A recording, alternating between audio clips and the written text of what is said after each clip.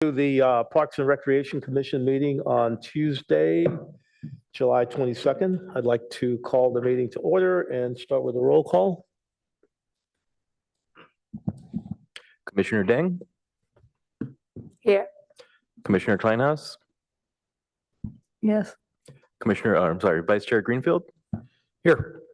Chair Freeman? Here. Commissioner Brown? Commissioner Cribbs? Here. And Commissioner Wei. Commissioner Brown's here. Commissioner Brown is here. Okay. So let the record show we have 6 present. Thank you.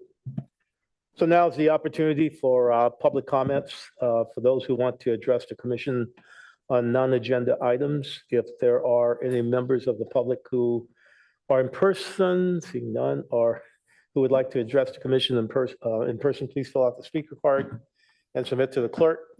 If you're on Zoom, please raise your hand and the clerk will acknowledge your presence. There are no public comments or any hands raised on Zoom at this time. Okay. Okay, seeing none, we'll move on to our first agenda item, which is the approval of the minutes. We actually have 2 sets of minutes to approve, so we'll start with the May 27, 2025 minutes. Is there any changes or modifications to the May 27th agenda? I'm sorry, minutes. Okay, let's go ahead and take a vote on those for approval. Commissioner Deng? Yes. Commissioner Kleinhaus? Yes. Vice Chair Greenfield? Yes. Chair Freeman? Yes. Commissioner Brown? Yes. Commissioner Cribbs? Yes. Okay, motion carries 6-0-1 with Commissioner Wei absent. Okay, let's move to the June 24, 2025 meetings. Are there any changes to the minutes for June 24th? Seeing none, we will go ahead and put those up for vote to approval. Commissioner Deng? Yes. Commissioner Kleinhaus? Abstain. Vice Chair Greenfield? Yes. Chair Freeman? Yes. Commissioner Brown? Yes. And Commissioner Cribbs? Yes. Motion carries, again, 6-0 with Commissioner Wei absent. Okay, thank you. Next on the.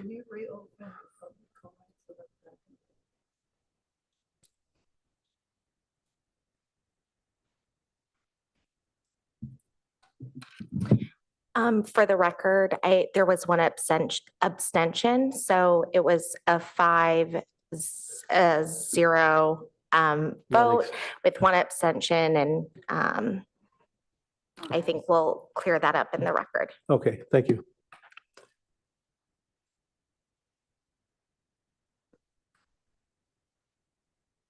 Can we reopen the public comment?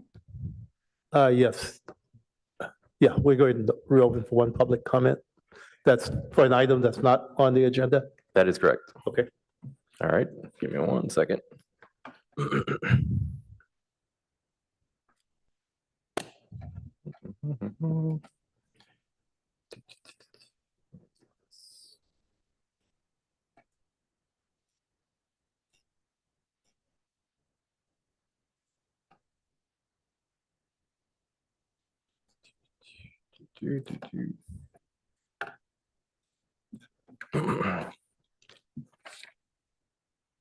Our first and only speaker is Yang Go. You stand up. Hi, my name is Yang Guo. I have been a Palo Alto resident for almost 18 years. So I watched the meeting last month. I noticed 2 persons from the Palo Alto Pickleball Club. They presented their ideas of expanding operation at Mitchell Park. So they provide some data, and they are saying right now Palo Alto has 51 tennis courts versus 15 pickleball courts. So I did some research. So indeed, there are like 51 tennis courts, but some of them actually, some of them belong to the schools, like JRS is not, they are not open to the public. And also there are 4 at Greeny Middle School. They are not really, this is multi-purpose, and the surface is really not good for serious tennis. And also concerning, so like me, I need to work during the day.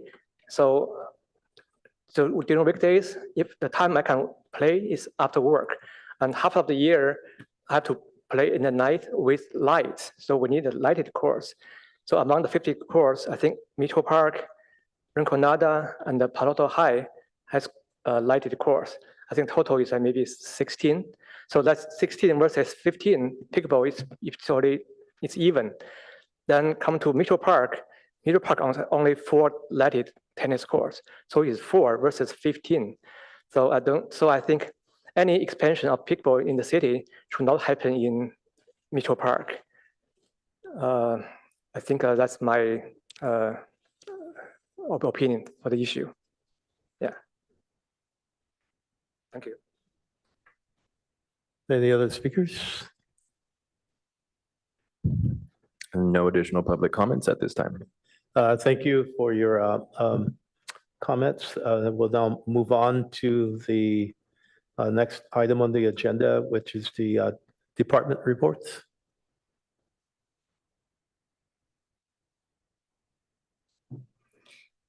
Good evening, Parks and Rec Commissioners. Sarah Robustelli, Division Manager for Open Space, Parks and Golf. And while Eric's pulling up the slide deck, I'll kick it off with some of the special events. Just to remind you, it is summer, and we have this Summer Family Movie Night series that started a few weeks ago. If you want to advance the slide. We have an upcoming Mufasa on August 1st. The movies start at sunset, but we open it up for seating at 7, and it's held at Mitchell Park. So we look forward, there's 2 left for the summer, August 1st and August 15th. We'll have the Wild Robot. So we encourage you to come out, and then happening this Saturday is the Municipal Service Center, which is an open house. It's behind the scenes, so to speak, of what happens there. And we get to showcase a bunch of demonstrations, some tools and equipment, and definitely meet and greet a lot of those who are conducting work all over the city. So it's a great event happening 10 to 2, and it's this Saturday, July 26th. Just encouraging you to carpool, bike, walk, and we hope to see you there. Next slide. So wanted to thank the commission. Many of you were judges for the Summer Festival and Chili Cook-Off that was held on July 4th.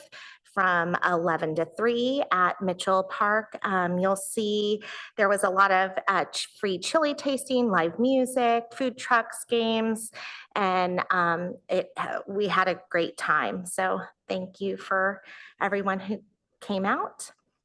Next slide, we'll just letting you know, kind of save the date for the community meeting, which is happening, upcoming Coverly community meeting, September 17th. You know, you're invited.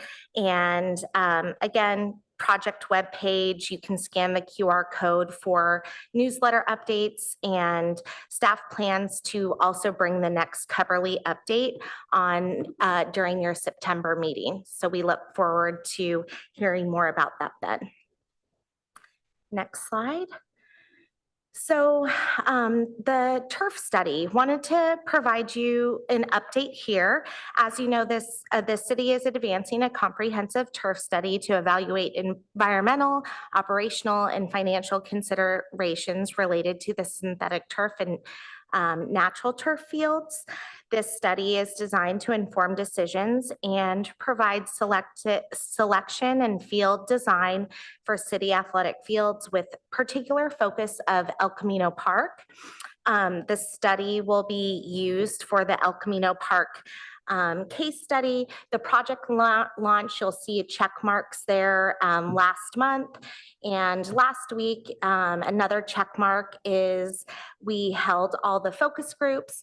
So thank you for the Parks and Rec Commission, Plainfields Ad Hoc, who contributed their time. And then you'll see another kind of star down on your next month's meeting, which is August 26th. But prior to then, we're going to open up and have a draft report available on August 11th for the public. It will be available on the project website, and we're seeking community feedback on that draft plan until the end of the month. And then holding at your next meeting, the draft plan will have an agenda topic to cover that. And then we're projecting the final plan then going to City Council on October 20th. Let's see, some also great community partners. We wanted to thank an Eagle Scout for completing and updating some plot signage at Rinconada Garden, fun colors, and a little refresher of the space. We'll keep going. The Mitchell Park splash pad area also got a refresh. So there was resurfacing done of the actual splash pad just in time for the 4th of July chili cook-off. The benches around that area, Tiny Tots were repainted. And then also there's a pergola there that was completely rebuilt. So wanted to provide that update. And then I realized we never closed the loop on the Baylands automatic entrance gate. This went live last month, and this was a CIP capital project, and just wanted to report out things are going really well. No issues so far with the automation, and there is signage, only visitors, the ones that stay beyond the hours have been locked in, but they're calling dispatch. So I think there's maybe just a little bit of a learning process, but that was happening whether it was automated or not.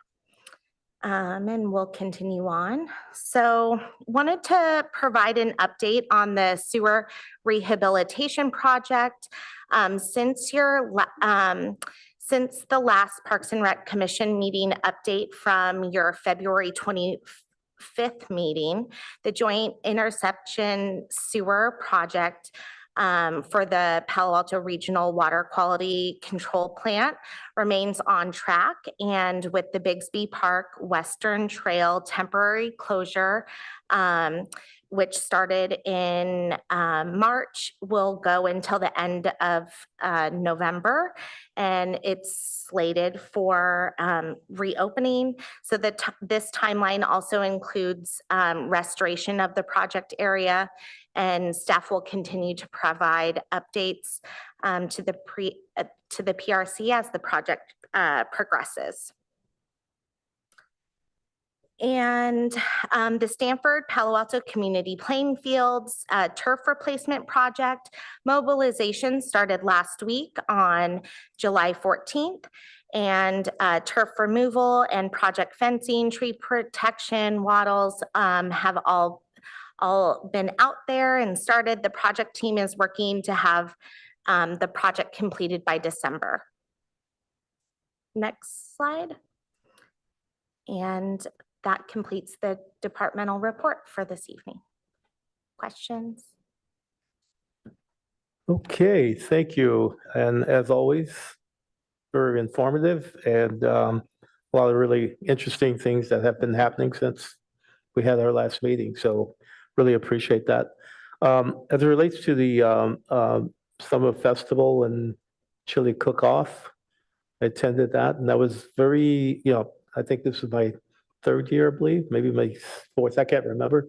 They kind of blend in, but it was really great. There was a lot of people out there. Everyone seemed like they were having a lot of fun. So I just think if, at least for me, pass on to the staff, I think it was a job well done. And just the feedback that I've heard from people that I know who attended, everyone was very happy with how things came together. But I think every event has been just as good as the first one. So just let staff know, keep up the good work. I know that's a lot of work.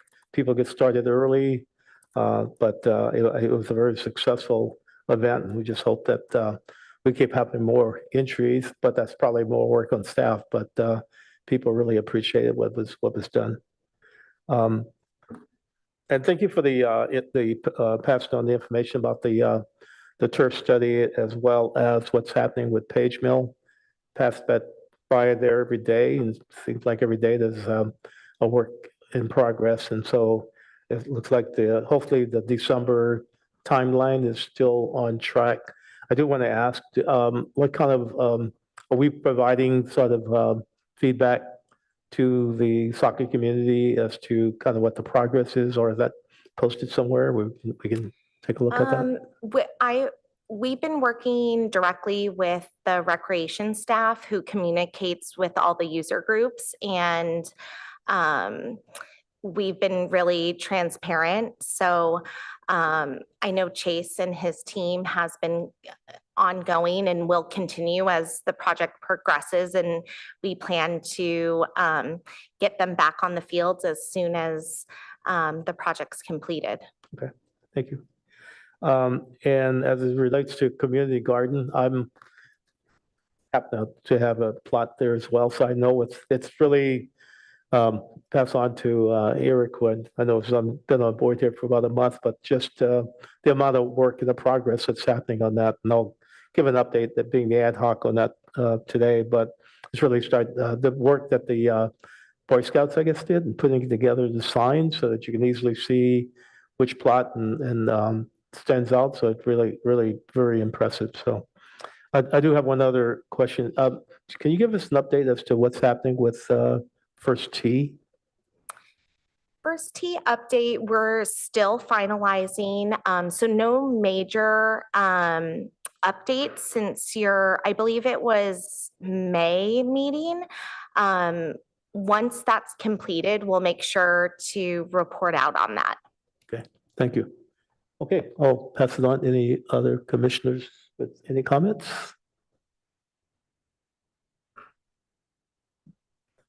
Commissioner Cribs?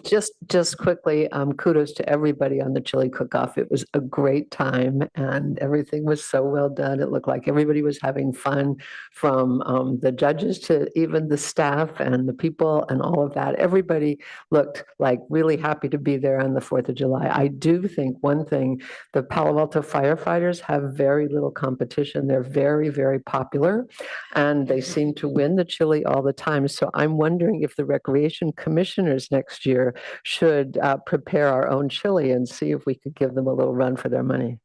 Saying that since I won't be on the commission next year, of course, so that's a challenge for all of you. So seriously, it was really great. Do you have an update on the pool situation? And just also to say that I think the communication about the pool breakdowns and out of service and all that is going really well. I get something every day from them about the status of the pool, but do you have any idea about what the long-term plans are for that? It seems like it's breaking a lot. You know what? Let me check into that and I can get back to you. That'd be great. Thank you. Yeah. But that's it. Commissioner Ding? Yeah, thank you, staff, for a great report. And the chili cook-off was my first ever, and I would say that was my best 4th of July ever. Thank you. I'll make sure to pass all these comments on to the recreation staff and many other departments that help on the holiday. Yeah, it was a great opportunity to see all the staff from other departments as well. Yeah, great. Thank you. Thank you. Commissioner Greenfield? Thank you, Chair. I'll echo the same comments as Chili Cook-Off. Great job. Lots of fun for everyone and spread the word. We would love to have more teams cooking chili out there, whether it's commissioners or ex-commissioners or whatever. I'm not sure no more on that. Regarding the plot signage at the community gardens, it looks nice and cheerful and bright. I'm just wondering what the feedback is from the gardeners there. I know a few years back, there were concerns about the PVC piping used and trying to keep things in the earth tones. And this is kind of contrary to that. Still looks fun and cheerful. Just wondering what the buy-in was in the decision-making process on that. Yeah, thanks for bringing that up. We discussed this not only with city staff, but we also worked with the garden liaisons and came up with a solution. So they were replaced in wood rather than PVC pipe. So it was kind of a very different look, but also staying natural. The previous signs always had colors though on them, so they were just really faded and looked more muted. I'm sure these over time will also get a little bit more muted. So they're bright and cheerful now, and we partnered with all the volunteers to make sure everyone was agreeable to the new look. Great. So is there a longer term maintenance plan for these? I know part of the criteria for an Eagle Scout or a Girl Scout Gold Award is longevity and something that is maintained over time. I will have to follow up with the team on that. I'm not aware of the long-term plan. Great, thank you. Regarding the turf removal at Mayfield, just quick checking. My understanding is the time frame that the fields would be available that we've been communicating is roughly the second week in November. And you said, don't want to split hairs, but you said hoping the fields will be online by December. Don't want to, has anything changed? Are we still looking at the second week in November? We're looking at completion, basically the 1st of December. The project, I think from the initial, was pushed out a week. I think the last time that I spoke to you and Anne. So I'm happy to follow up with the ad hoc playing field, but yeah, it's a project. We want to do it right. We're staying on them, and we're all eager, I think, to get the project done and also get it done right. We of course we want to get it done right, but it's the time frame projected is really a long time, and really it's disconcerting to hear there's a slippage in the schedule already. Has this been communicated out to the stakeholders? Because I know at the fields, players are talking about, yeah, the fields are closed till November. So the word is out there. So just would like to get some clarity on this. This has all been communicated with staff, and they're relaying that. Yes. Thank you. In the picture, and I've noticed this driving by, the goals are still at the field. Are there plans to, and this includes both the fixed goals that are on the 2 main fields and then smaller portable goals that the clubs have brought in. Are there plans to remove them at all? Replacement of yes, and No, we're also. I'm sorry, are you going to be removing the goals, or you're replacing them altogether? Yes, some of them are being completely replaced with the project. So the permanent goals are getting replaced. Correct. And the portable goals, they're a pain to move, not surprisingly, but clubs may want to move them to another field during this period. Is that just want to just check in with them to just make sure that's not an issue? That's all. Thank you. Sounds like it's well under control. I'm glad to hear there's new goals coming. They've been there since 2006. Okay, any other commissioners? Yeah, just Commissioner about Krebs. yes, thank you. About the soccer fields, are you able to share who the vendor is for the fields? And what kind of turf you're using? Oh, sure. Thank you. It's a field turf with cork infill. And the vendor is Field Turf who doing the install, correct? They have a sub for basically everything up to the turf, but for subgrade. But yeah, they work with them all the time. So they know what they're doing. Okay, seeing no other lights from commissioners, we'll move to business item number 4, informational update from grassroots ecology. I would like to introduce Tyler Felt and Alex Mon Felt. I'm like, yes, spelled a bit differently, but I want to introduce you both who will be presenting this evening. Thank you. I can get us started. Thank you for having us. My name is Tyler. I'm one of the project managers at Grassroots Ecology, overseeing our habitat restoration efforts at Foothills Nature Preserve. We'll start with just kind of an overview and then kind of go into some of the more specific restoration projects we've been doing at Palo Alto specific sites. Next slide, please. For those of you who aren't familiar, Grassroots Ecology is a nonprofit organization that works very closely with Palo Alto Open Spaces with a mission to engage and educate the public to restore local ecosystems. In practice, ends up being what we like to call community-based restoration, where we do a lot of our restoration efforts with volunteers and really focus on cultivating relationships between community members here and the preserves that we're stewarding. We really believe in resilience in climate change being a collaborative effort with community where everybody needs to be involved. And so that's kind of led us to this approach of leading lots of events to engage with community in different ways, whether it's a public event open to anybody with families or community members. Sometimes we operate with field trips, lead educational trips for college students and anything like that. We really have this strategy of increasing biodiversity to make our creeks and wetlands more resilient and just try to get people involved wherever we can. Next slide, please. As I mentioned, some of our core programs include land stewardship and working with volunteers and community members and community groups at several other preserves in the Santa Cruz Mountains, ranging from Los Gatos all the way up to Redwood City, from Skyline Boulevard down to the Bay. We have a native plant nursery located at Foothills Nature Preserve. We also offer a high school youth stewards program that is kind of a mixture of environmental education and habitat restoration to cultivate a really deep sense of place for youth.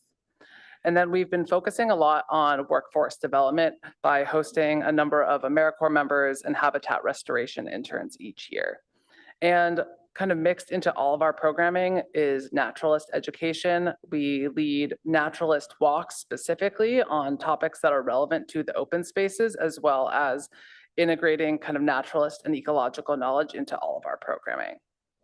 On the right, you can see some statistics of just some impact that we've had over the last year, with over 7,000 volunteers, 2/3 of which being youth and 1/4 of them being returning volunteers, over 17,000 volunteer hours, hosting almost 30 AmeriCorps and members and interns, and managing over 2,000 acres of land.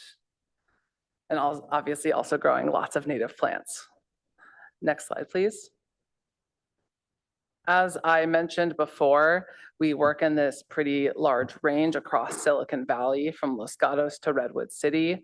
And all of the sites that we steward are public open spaces and have a variety of ecosystems that we work in, from redwood forests down at Bear Creek Redwoods to riparian corridors, grasslands, oak woodlands, chaparral, and urban environments. Next slide, please. Specifically in Palo Alto, the main sites that we steward are Foothills Nature Preserve, Pearson Arrastradero, we have our native plant nursery located at Foothills, as well as several sites along San Francisco Creek within the Southgate neighborhood, the Adobe Creek pedestrian bridge, and Bull Park. Next slide, please. Now I'm going to talk about my home base and my restoration project, Foothills. It's very close to my heart. We've been stewarding Foothills since 2013, and this has majorly involved removing invasive plants and planting native plants, specifically to reduce risk of wildfire and flooding because so many invasive plants are a hazard for increasing wildfire risk. We specifically focus in Las Trampas Valley, which is the lawn where the interpretive center is within the park, and the hills kind of surrounding that watershed. Wild Horse Valley, around the Vista Hill, and along the Baranda Lake Dam. Over this last year, we have installed over 900 plants between the lawn replacement project, which I'll talk more about in a moment, and the 7.7 acre parcel behind the ranger's yard. Next slide, please.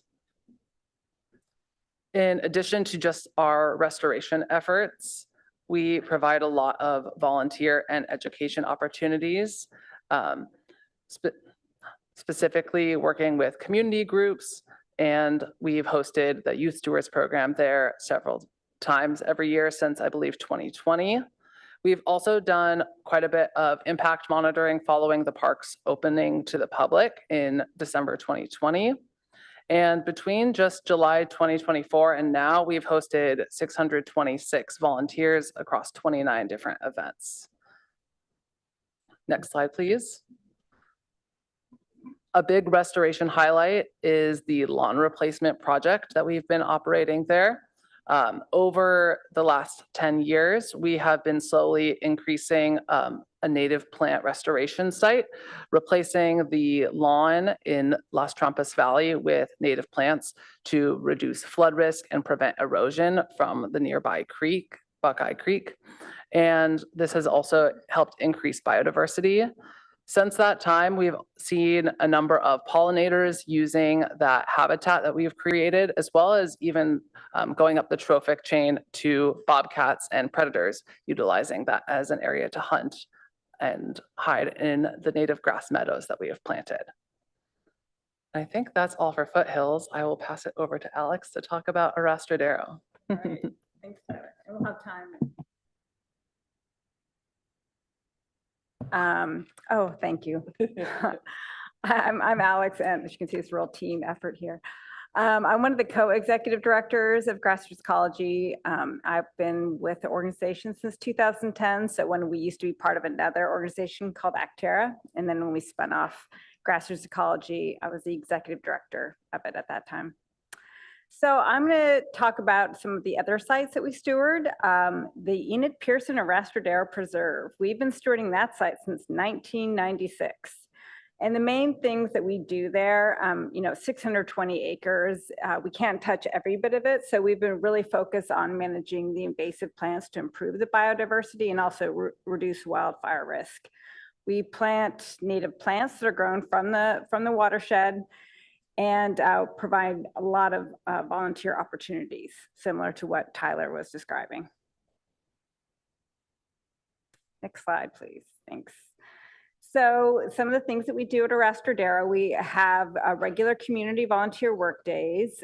We also do youth stewards at the site. Over the past year or two, actually a few years, we've been focusing on middle school students. So we give them a cohort for just that age group, whereas a lot of our other sites are more high school students. So it's been really nice. We do quarterly naturalist walks, and then we have a lot of different partnerships out there. One that I want to point out is something more recent, Post, which is the Peninsula Open Space Trust. They're another nonprofit, and they were the ones who originally got the money to secure the conservation of the preserve. So we've been doing some joint volunteer events with them since they know that we bring a lot of the community efforts, and they would like to kind of keep their name out there and remind people what they do. All right, next slide. Thanks. One of the weeds that we manage for at Arrastradero is called Medusa Head, which is kind of a funny name. But it's a lot of people ask, like, why do you care so much about that? So in the left-hand photo is that bright green grass there. And it's one of these grasses that when it gets hold, it really starts to change the ecosystem. It changes the soil type. It really starts to create monocultures. And there are some open spaces, especially up in Northern California, where as soon as this is gotten in, it's just taken over the whole grasslands. It's very flammable, it spreads easily. So what we've been doing for at least a decade, I think at this point, is every spring we go out, we identify it, we map it on CalFlora, and then we manage it. So how you manage is basically cutting it back before it can go to seed. And since there is kind of a large area, we got a grant from the Coastal Conservancy to hire the San Jose Conservation Corps to come out and help us manage that. So they bring out, you see that little, I think they call it the donkey, something funny like name like that. And so we get to go around and we talk about why we're doing it. So that's the species that I want to focus on. Next slide. And then another photo showing on the left, some of you may know stinkwort or Tetricchia is his botanical name, and that comes in whenever there's construction. And I'm sure a lot of you know that Arastradero has been the staging site for a lot of different construction projects recently. And so that is constantly a plant that we are managing for. And the picture on the right, that is a native plant called Hayfield's tarweed. And this is an area that I remember when we started used to be covered with yellow star thistle, which is another invasive plant. And so we've been working with the rangers to do timed mowings at certain times a year. And it's had really great effect. So where there used to be yellow star thistle, an invasive plant, is now Hayfield's tarweed. And it smells lovely. If you go out there in August, you'll smell it. We also applied for and received a grant from Valley Water to work on an area pretty close to Gate A at Arastradero. It's along the creek, and it was almost entirely covered with teasel, another invasive plant. And so we've been working to help restore biodiversity. So you see on the left, that's what the teasel looks like. And on the right is one of the patches that we've restored. You can see all the different species blooming there. And then in case you haven't been to the Gateway Garden, it's really had quite an expansion over the last 5 years, I would say. And I encourage you all to go see it. It's, our project manager, she left us recently, but she really had quite the landscape architect eyes. That actually was her background. And so it's really created these lovely organic gardens around the facility. And so some of them that I've highlighted here, they bloom at different times of year and attract hummingbirds and bees and all sorts of lovely things. Our native plant nursery, as Tyler mentioned, is at Foothills Nature Preserve. So it's right behind the ranger station. You might have walked by it at some point. But what we do there is we grow locally native plants, not only for our restoration projects, but also for other government agencies like Mid-Peninsula Regional Open Space District and Valley Water and the Santa Clara Valley Habitat Agency. In addition to growing the plants, we actually have quite the training program. So we have these AmeriCorps that are with us each year. They spend a day per week at the nursery learning about native plant propagation. We're even now starting to partner with Amamutsan Land Trust over on the coast, and because they're starting a native plant nursery, and so we're doing some volunteering with them to help them get started. Next slide. And just something to point out, like the importance of locally native plants. Like this is a plant called blue-eyed grass. And just showing the one on the left is from Russian Ridge, and the one on the right is from Sinol. And just that same, Cicerynchia and Bellum can look so different in actually pretty close proximity. So that's why we focus on watershed-specific species. So we actually grow plants like the ones at Arastradero are grown from the Matadero watershed. All right, next slide. Our nursery, where it came from, in 1996, we were in a backyard. In 2003, we moved to Foothills Nature Preserve. Greg Betts was the director at that time, helped engineer that. And then in 2016, we had to upgrade for these new phytosanitary practices to make sure that the plants are free from things like sudden oak death and other things. So now it has a fence around it, has rock, and it's quite the operation. Some other sites, we also help steward the San Francisco Creek watershed. And what we do there is we organize trash cleanup days. We remove as much as we have time for the high priority invasive plants like Cape ivy. There's a lot of other Algerian ivy there, but Cape ivy is the one we focus on. We plant some native plants, and then we also lead youth steward events. If you've ever been to the Southgate neighborhood, you might see some bioswales that have a lot of native plants in there, and that's because of a grant that we received. So these original bioswales were planted, and some of the plants didn't do so well because they're kind of like first generation. And so we got a grant to actually retrofit those and then put some native plants in. And so they've done pretty well. And we also tried to develop a Green Street Stewards program so that the neighbors would keep an eye on the bioswales and notify the city if there's like blockages or some things like that. And then we also had a program that we do with our summer interns and our AmeriCorps, as well as local community college students, to do pollinator monitoring. And what we do there is we actually, people like stare at a plant and see how many times a bee or some sort of pollinator visits it. And we did monitor our refurbished ones with ones that are control or like with non-native plants. And we observed 16 times more pollinators in the retrofitted plots. So pretty amazing. And that was a 5-year study we've done. All right. And then the Adobe Creek pedestrian bridge that was planted about 4 years or so ago. And we've been working to maintain some of those plants. Some have really taken off. Some pretty much died the first season when it was underwater for 6 months.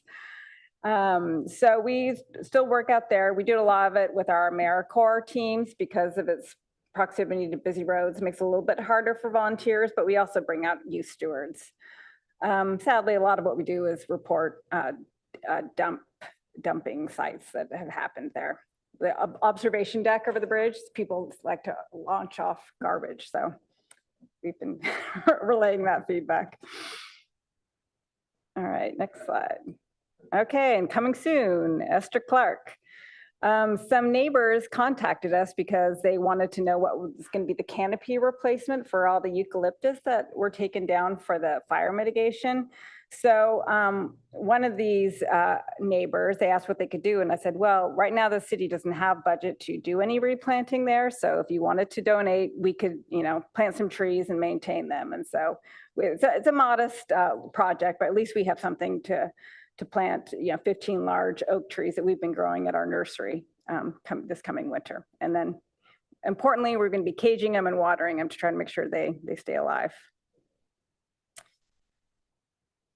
Okay, so this is my focus at Grassroots Ecology is the funding.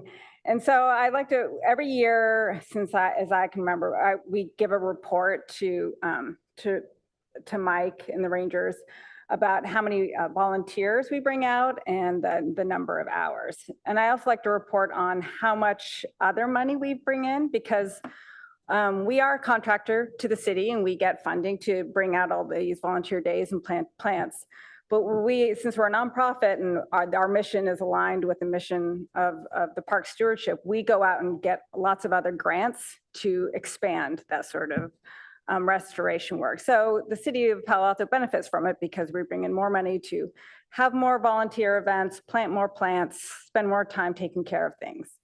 And so and then the volunteers, they also bring value. So it's pretty good investment, in my opinion, that, Palo Alto pays us a little over $200,000.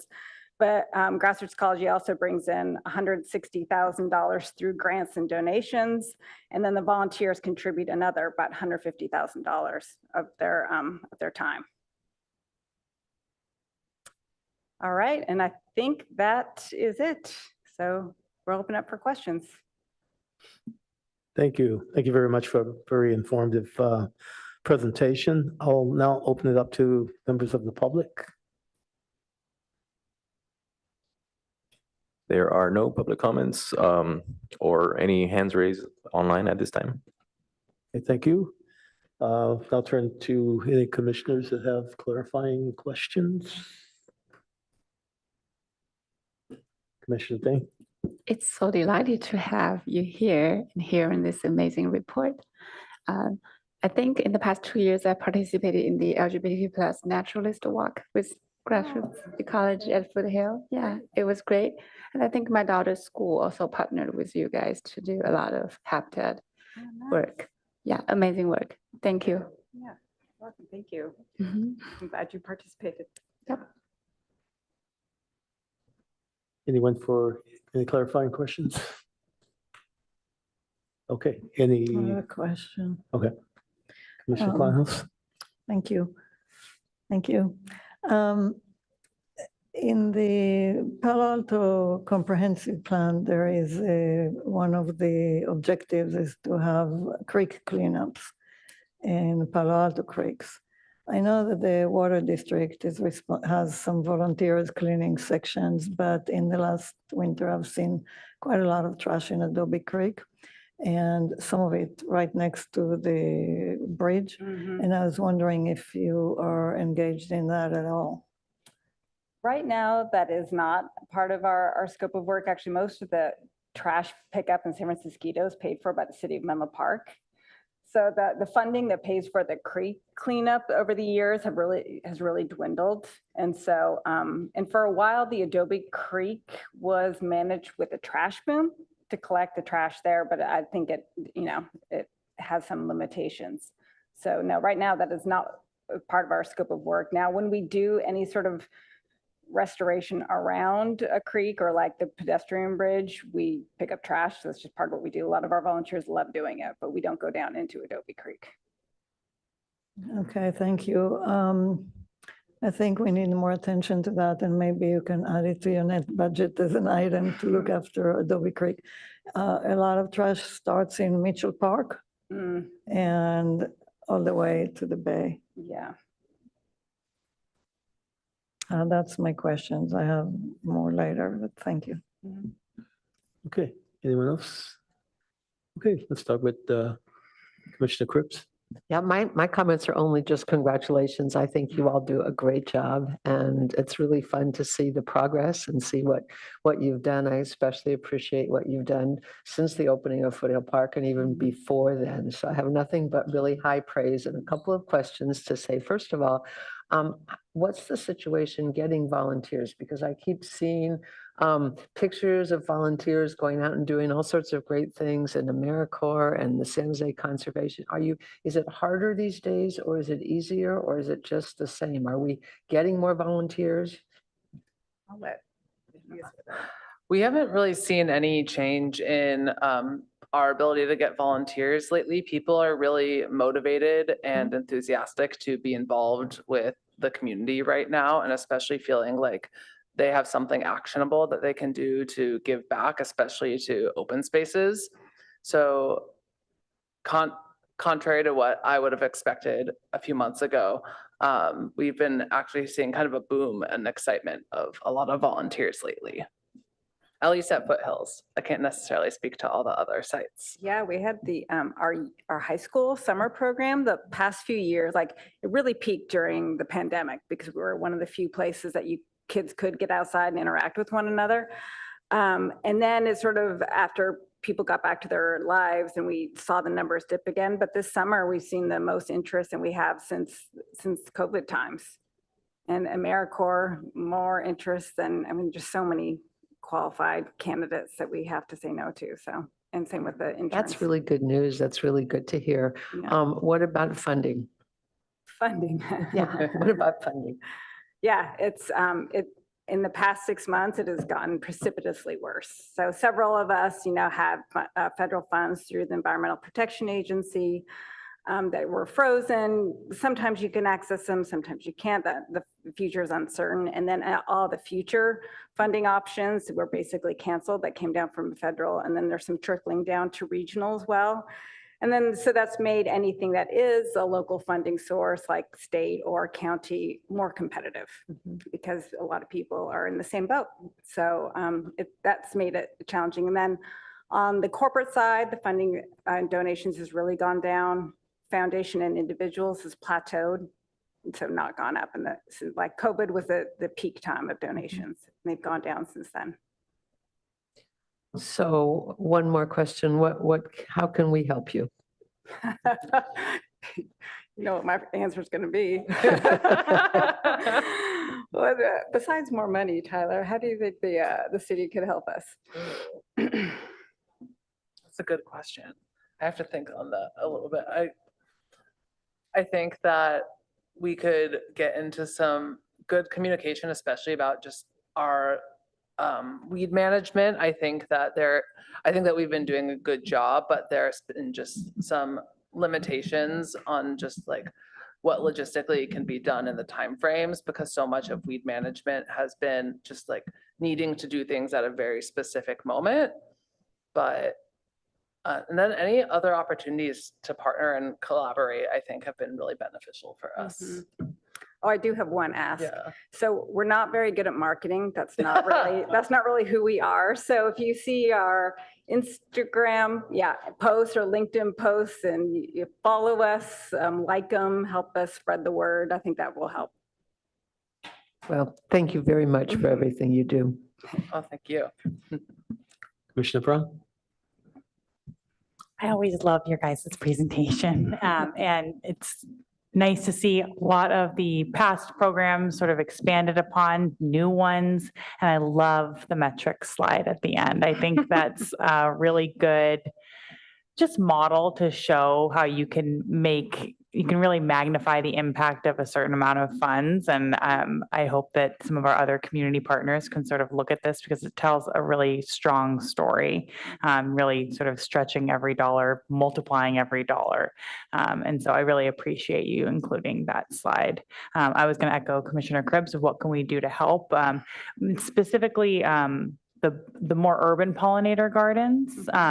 Just curious on how you decide on the sites. Is it really based on opportunity or where you think they would have the most impact? Is there anything that private residents in the area around those can do to support them? I walk by them with my dog and my kids all the time. And so there's never any trash on them. I will say that they're usually pretty tidy. But anything that we can do in the neighborhoods to help support those efforts, because they just are so great to see around the neighborhoods.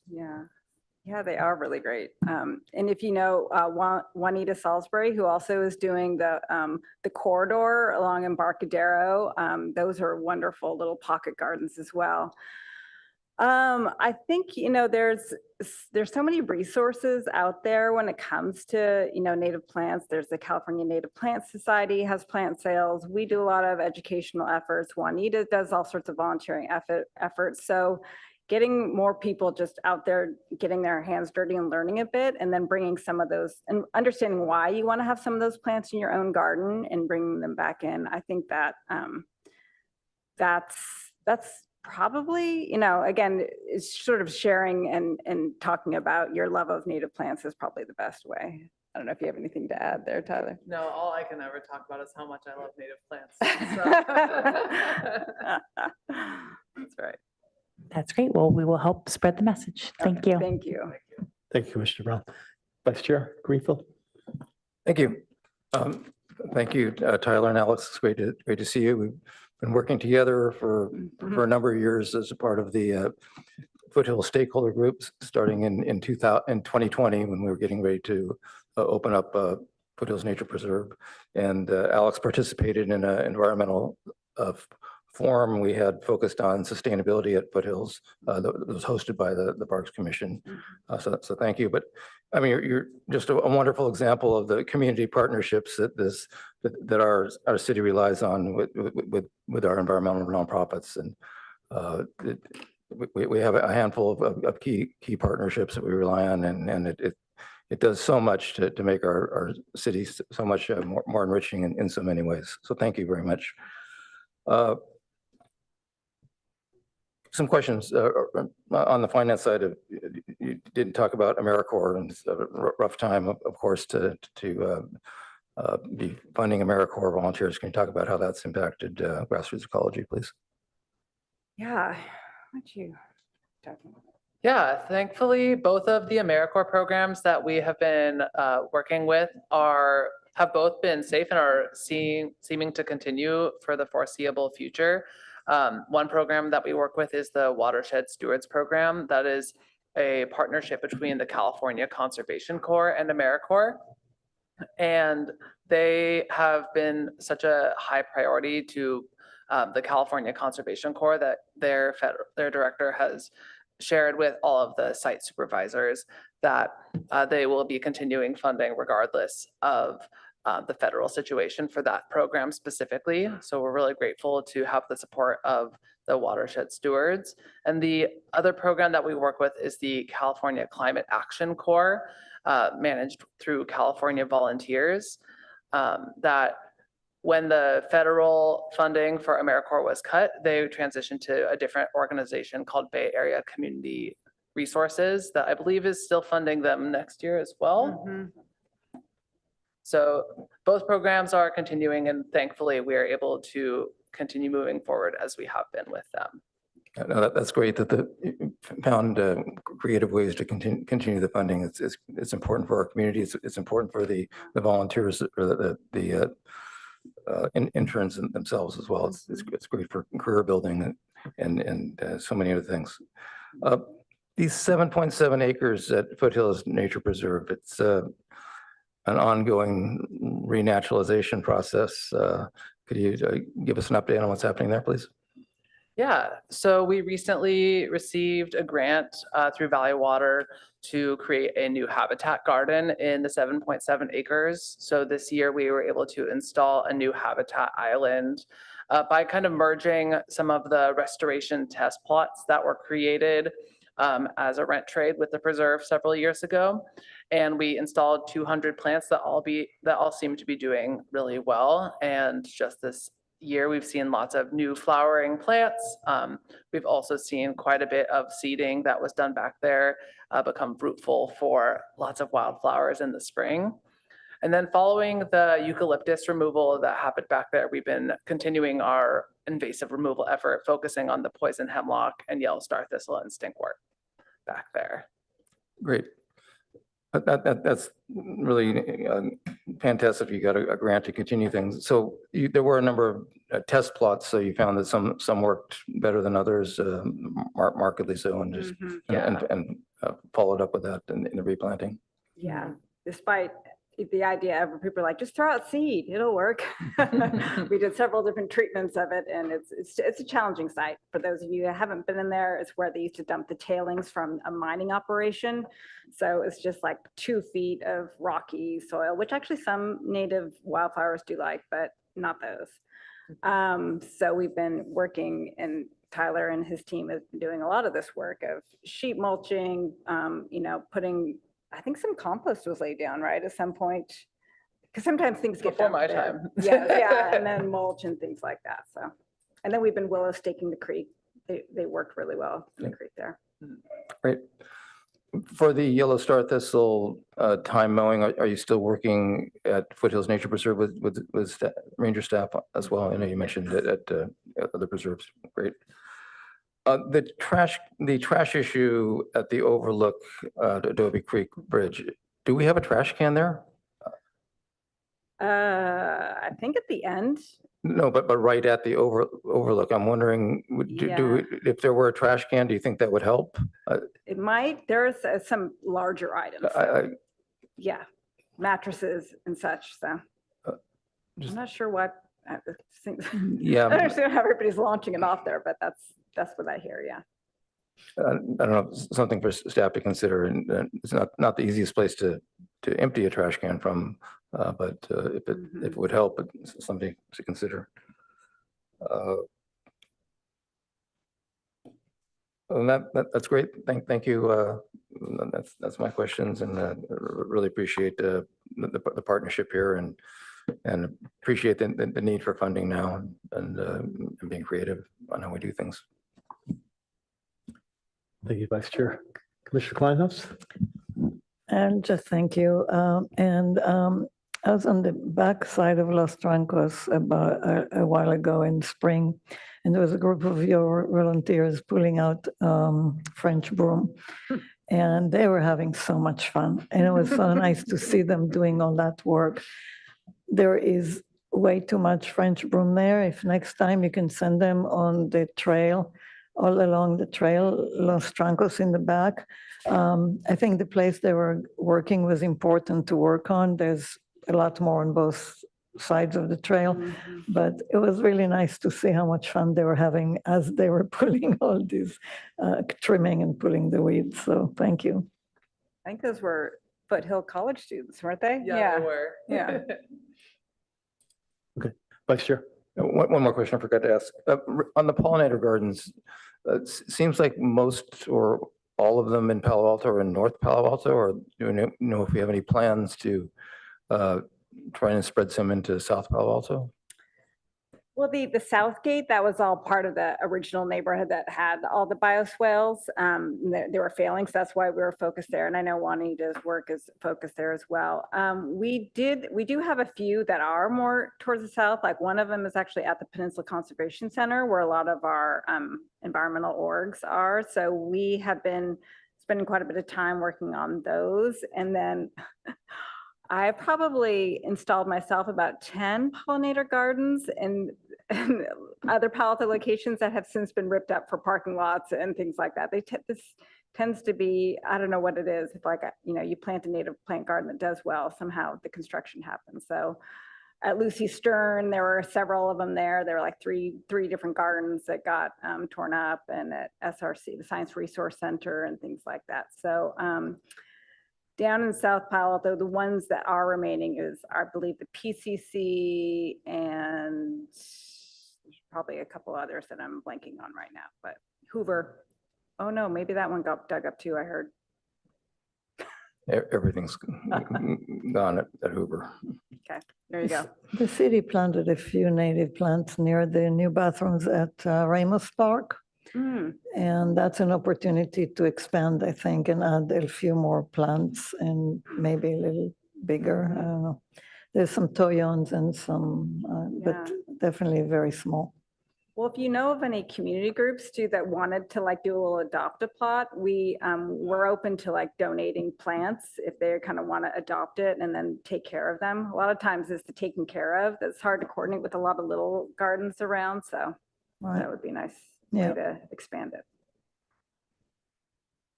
Okay, Commissioner Dane. Oh, okay, well, thank you for a very informative presentation, as well as the documentation that you guys put together. It kind of piqued my interest, and it would be interesting to know, you mentioned that we could follow you on LinkedIn or follow you some other ways, so there'll be some great information to have as well that's not there. Okay. I do have one question though. You mentioned that you're not having any issues finding volunteers. How do you, I guess, measure the volunteer retention and satisfaction? And have you identified any trends or lessons learned in sustaining long-term volunteers? Yeah. Good question for you, unless you want me to answer it. I think one of the big markers is kind of seeing who of that pool of volunteers ends up wanting to participate in some of our other programming, specifically the internships and the AmeriCorps positions, which is more relevant for the high school students that we're working with. And we do measure some of the volunteers either as tier 1 or tier 2, depending on how many times they volunteered with us. And I guess Alex probably knows a little bit more than me about the statistics of how our tier 2 stewardship has grown over the recent times. And then as far as you're asking about our general strategy for getting volunteers, retaining them and having people who you might come back year after year and that type of thing. I think our best strategy has been providing really meaningful experiences during our programming. Something I do personally as a facilitator that several of our colleagues do as well, is really trying to get to know people, not just as like somebody who's attending an event, but trying to get to know their names and get to learn about them as people. And so that when they come to volunteer with us, it feels like a familiar and welcoming space. We've really prioritized just trying to make people feel welcome as much as possible in any outdoor spaces. And by providing things, even little things like food, always make people feel more excited to come attend an event because they're like, oh my gosh, we have great snacks. And so we've been seeing a lot of repeat Okay. people. And then last question on tracking your successful metrics over time for habitat restoration work. How long are the sites monitored, and what indicators are you using to monitor those? Yeah, that's a good question. So almost every one of our big restoration sites, like we never really leave it. I mean, there are some that we call them walk away sites. Like, if we got a big grant and it's for really doing some key work and you're like, what plants are going to survive if we can't be here maintaining them all the time? And so, some of it is about like plant survivability. Since like land stewardship is just a continuing process. I mean, the way humans have interacted with land's been millennia, right? That we kind of forget and we think you can just leave it alone and ignore it. So this idea of constantly bringing people out. So the amount of engagement, like how many people we bring out, but also this idea of return engagement, because it actually, you are having a more meaningful interaction with people. Then it also is plants planted. And then when it comes to like, it's just within the past few years, we've gotten better. And also the Cal Flora is now a standard platform that a lot of restorationists use to track like spread of weeds. So like, for example, we know Medusa had for the past 5 years where we've been working on it and where it has retreated. And then we're starting to do it more with things like yellow star thistle and Detrichia, so that at the preserves we work at all the time, such as Foothills and Arastradero, we can track that sort of that management over time. Okay, thank you. And again, thank you for the work that you guys are doing. It's definitely appreciated, and keep up the good work, and keep bringing those volunteers in, because that means it'll be an extension of what you're doing that we can look forward to 10, 20, 30 years from now. So thank you. Keep up the good work. Appreciate it. All right. Thank you all very much. Appreciate your support. Thank you. We'll move on to the next business item, which is the middle school athletics program.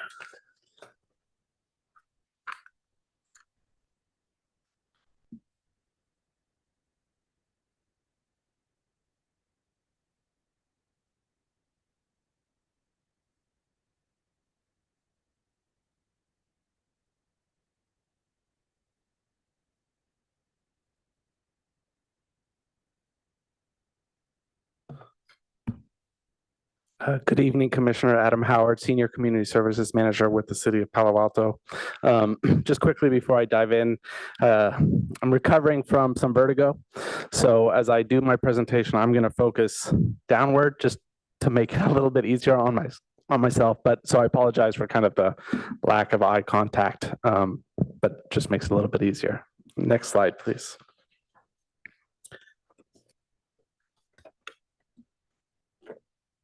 All right, so we're here tonight to provide an update on the middle school athletics program, where it is currently, and then to gather some feedback regarding next steps and timelines. Next slide, please. So to provide just kind of a quick background on the middle school athletics program, it was around 1997 when the City of Palo Alto, the Palo Alto Unified School District, became a partnership in running the middle school athletics program.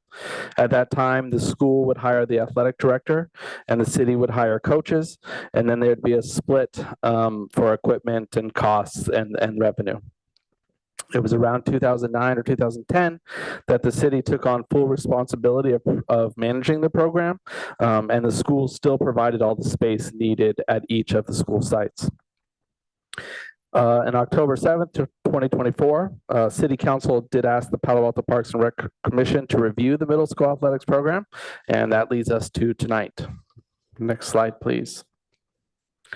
The specific request made by the City Council was to provide approaches to align the program with universal student access for students and applicable state laws, as well as to explore the feasibility of outsourcing program operations to local nonprofits. Next slide, please. So where the middle school athletics program is today. So currently the program is run by the Recreation Division of the City of Palo Alto. The program operates at each of the 3 public middle schools, Green, Fletcher, and JLS. The program has a registration fee of $335 per sport, and then the city offers a fee reduction program of up to 50% off for qualified families. This previous school year, we ended with 1,230 registrations and 62 students on waitlist. Next slide, please. Our program offerings are split up into seasons. So we have a fall season, which is girls volleyball, boys flag football, girls flag football, which is new. We previously would just run co-ed flag football, but this past year we split it out and offered girls flag football, co-ed cross country, and then in winter sports, girls basketball and boys basketball. For the basketball season, we do split it up between 7th, 8th grade and 6th grade, and that's really just to try to get as many teams as possible. With gym space, splitting up the season allows us to have more teams of each. The spring season, we have boys volleyball, co-ed track and field, co-ed wrestling, co-ed tennis, and ultimate frisbee. Ultimate frisbee is just a Palo Alto sport. It's not run in our league that we participate in, and we added that just to try to add an additional sports offering. Next slide, please. This is kind of the current staffing model of the middle school athletics program. We have a full-time recreation coordinator, and as part of their responsibilities, they oversee the middle school athletics program. They do everything: hiring, registrations, purchasing, contracts, time card management, and a lot of other things. Then we have an hourly athletic director at each site. They help with the day-to-day operations. They monitor the gym and the field use. They help with practice schedules. They help with communications and other things.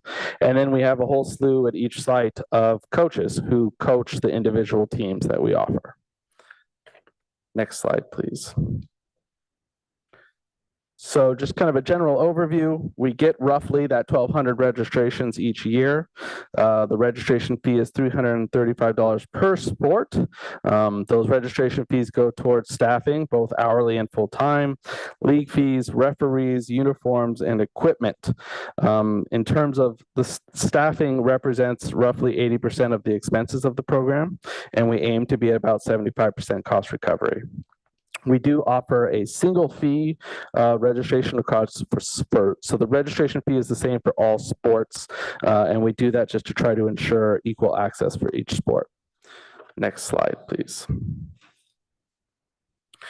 As we look at the MSA program, we're really going to look, and future models, we really want to look at the following criteria: compliance with state law, participation and city expenses, program accessibility, and program capacity. Next slide, please.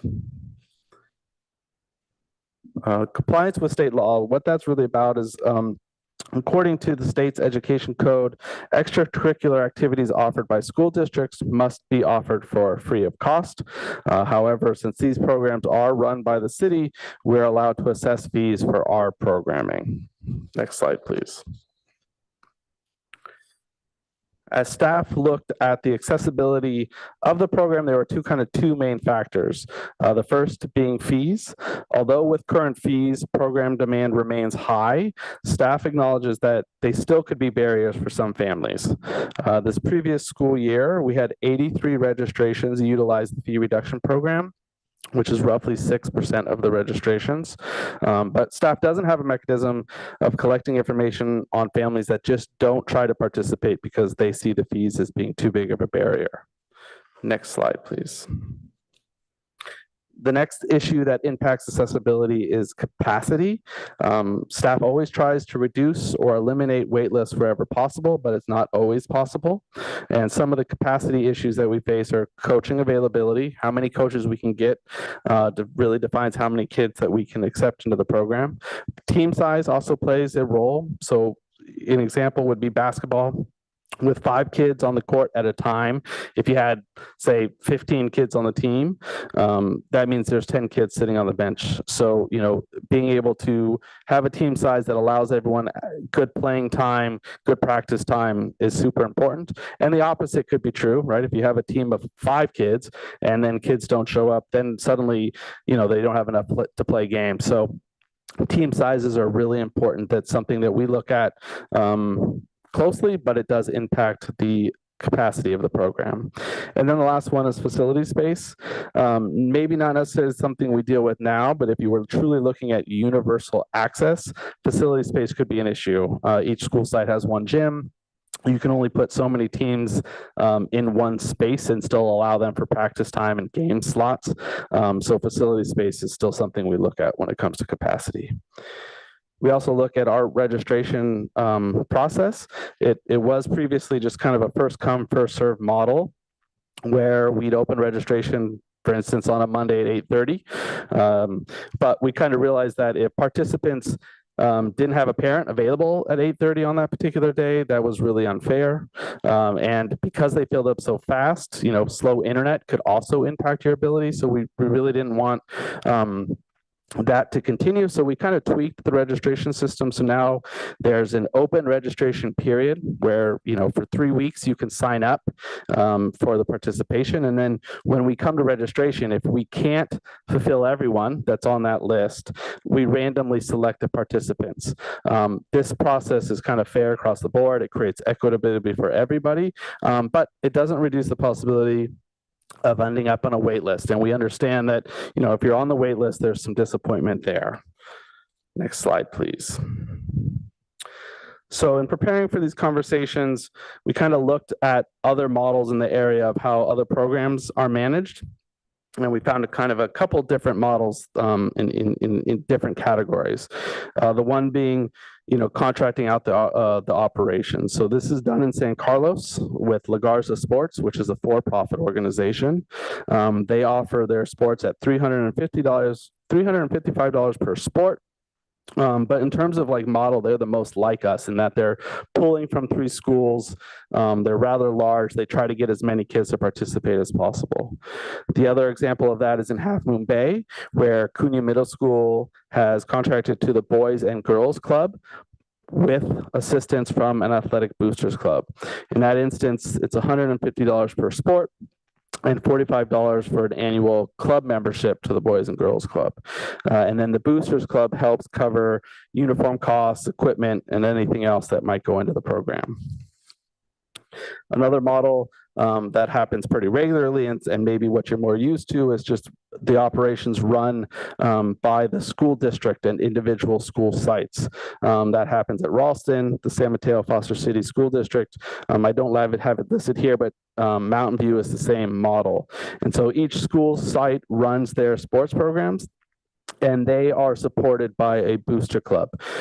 So as we mentioned earlier, if it's run by the school district, according to the education code, it has to be free, but they can ask for donations, and they do. So they all have boosters that will ask for a donation that varies per participant, and the rest is covered by fundraising and nonprofit support.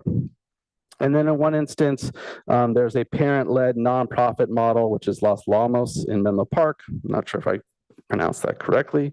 That's a parent-led volunteer nonprofit, and they offer it at $225 per sport, and then there's a $250 if you're past a certain date. That's pretty small in scale compared to the Palo Alto program. Next slide, please. To kind of gather more information about alternative models, methods of program management in Palo Alto, staff put out a request for information, an RFI, in preparation for these conversations. We did receive 2 responses, each outlining a distinct approach to managing the program. One of them is a partial program management focused on individual sports, and the other is full program management focused on assuming full program responsibility. Next slide, please. For the partial program management, that was provided by Palo Alto Middle School's Athletic Community Organization, a local nonprofit. They proposed to operate cross country and track and field for the 3 middle schools here in Palo Alto. Their model offers lower registration fees of $200 per student and possibly free access for income qualified families. They can offer higher coaching compensation of $50 per hour, customized jerseys, and they point to positive experiences operating a cross-country model in the past. Next slide, please. Full program management was a proposal offered by Rising Stars LLC. They propose operating the full program at a fee of $225 per student per sport, and they point to previous experience in after-school programming and staff recruitment as key qualifications. Next slide, please. Both of these program management alternatives offer lower costs to program participants, but also come with some challenges. Partial program management may lead to higher registration costs for the remaining sports in the program, as many fixed costs would remain. Full program management could reduce capacity if the external organization is less committed to universal access. I think it's important to note that if we continue to explore private-public partnership models, that additional groups may be interested. Is if we put out a formal request with clearly defined model and expectations, that can draw additional interest in addition to the groups that participated in the RFI, who could also adjust their requirements to meet the city's requests. Next slide, please. Outside of alternative management models, staff also looked at other possible changes, one being a tiered fee structure. As mentioned, we charge the same fee across all sports, but you could look at a model where you look at the true cost of operating each sport and adjust the fee based on that. That would lead to some program costs going down while others increased. Again, while this would make some sports more accessible, it could increase the cost to others and create additional barriers to access. Next slide, please. Last model staff looked at is this kind of the model of partnering with a nonprofit or a fundraising group. This could allow a nonprofit group to fundraise and look into community partnerships with a focus on reducing the costs and or increasing financial assistance to families in need. A model of this is one that we have with the Palo Alto Rec Foundation, who does support recreation programs, currently more focused on special events, but maybe there's a way to increase that to also focus on middle school athletics. Next slide, please. So as we look at middle school athletics and we seek to balance affordability, equity, and operational sustainability, staff will continue to look for improvements through increased coaching and recruitment and retention, expand sports offerings, continue to look at inclusive registration process, increase the promotion of the fee reduction program so everybody knows that it's there. And what we're looking for tonight is just feedback from the commission regarding interest in exploring public-private partnerships and preferred models of that model. Interest in fee structure adjustments, which would lead to some increases, but also some decreases in cost of programming. A focus on partnership with nonprofits as a way to try to reduce the costs of the MSA program. And then, of course, any additional suggestions that we may look into to provide improvement to the middle school athletics program. Next slide. And with that, I'm complete my presentation. Thank you. Thank you for a very informative presentation. Look forward to providing you some feedback. Appreciate the content of it. I'll open it up for public comments. We have two public comments via Zoom. Our first speaker will be Tom H. I'm sorry, we have three public comments. Oh, thank you.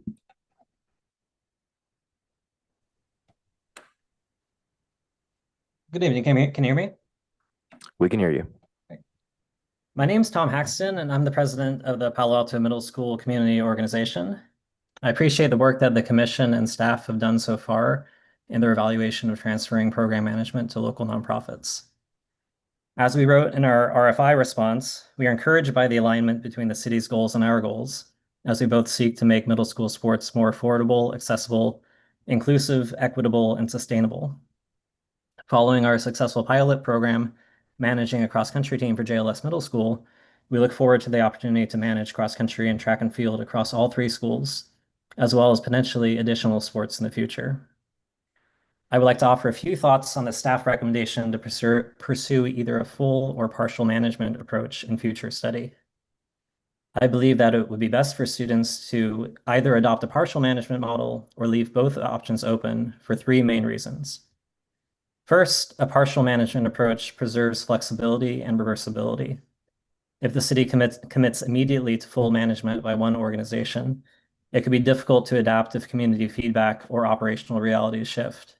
In contrast, a partial approach keeps the door open to expanding nonprofit involvement while maintaining city oversight during a transition period. Second, gradual scaling supports more responsible growth. Even if full nonprofit management proves to be the best long-term solution, it's often more effective to start with a focused scope. This allows the provider to build experience, demonstrate success, and refine operations before taking on the full program. Third, the main drawback identified for partial management, the potential for increased fees in remaining city-run sports, is, in my view, overstated and solvable. Fixed costs are modest and could easily be shared. For example, league fees are less than $2 per registrant. The largest overhead cost is staff compensation, which has totaled about $205 per registrant in recent years. These staff positions are administrative and not directly involved in coaching or team operations.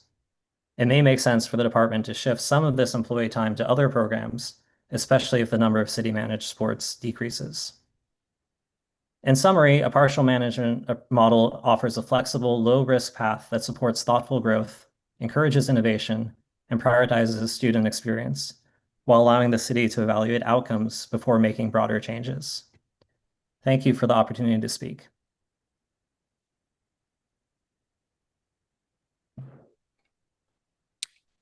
Our next speaker is Sung Joon Kim.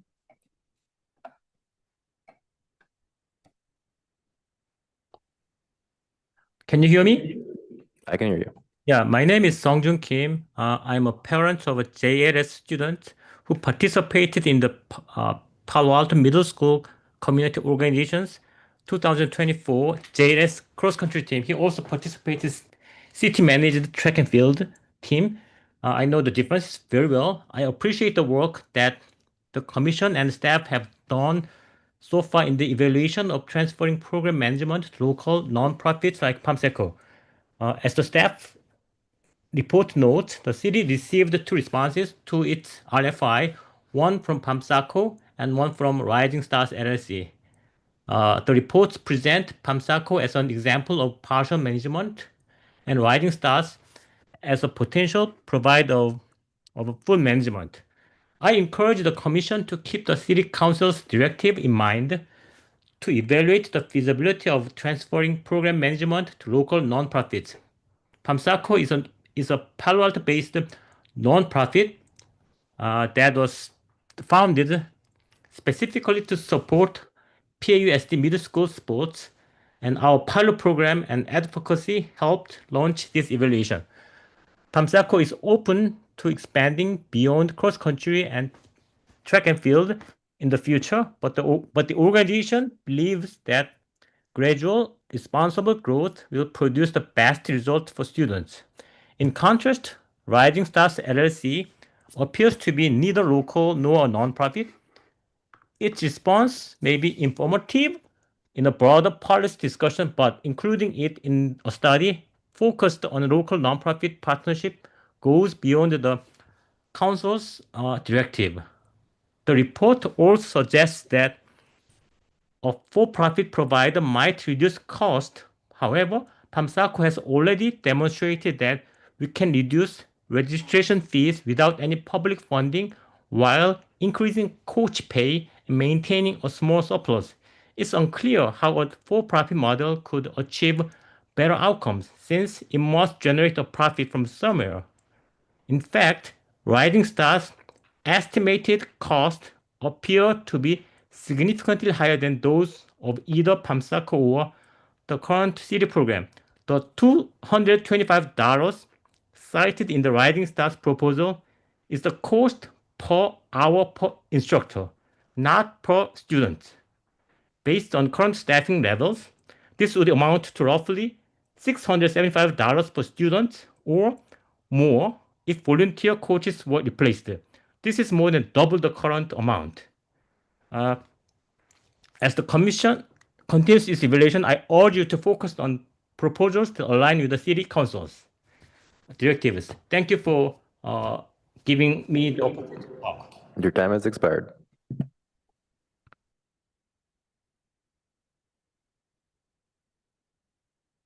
Our final speaker is Chris C. Oops, got the wrong one. There it goes. Oops, hold on.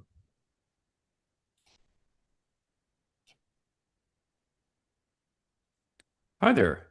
My name is Chris Colahan, and I just first off want to say thank you so much for that amazing presentation. It was really good. As I was looking through the presentation and listening to you speak, one issue which I didn't hear you talk about in as much detail as I hope to hear was about the universal access goal. In particular, Palo Alto Unified has a whole bunch of students which are called VTP or Tinsley students, depending on who you're talking to, who largely come from East Palo Alto. And I've heard from talking to other parents that the participation rates in our current middle school athletics program amongst the VTP student population is really low.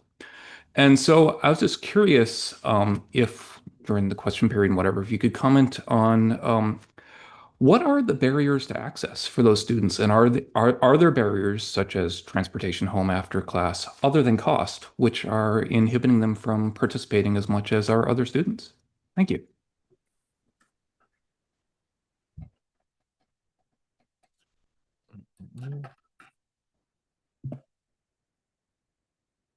That was the last speaker. There are no more speakers at this time. Thank you, and thank you to the speakers for your comments. I will ask the ad hoc to go ahead and if they have any comments. I think that's only Commissioner Krebs, is that correct? Oh, okay. Oh, okay, good. Okay, ad hoc.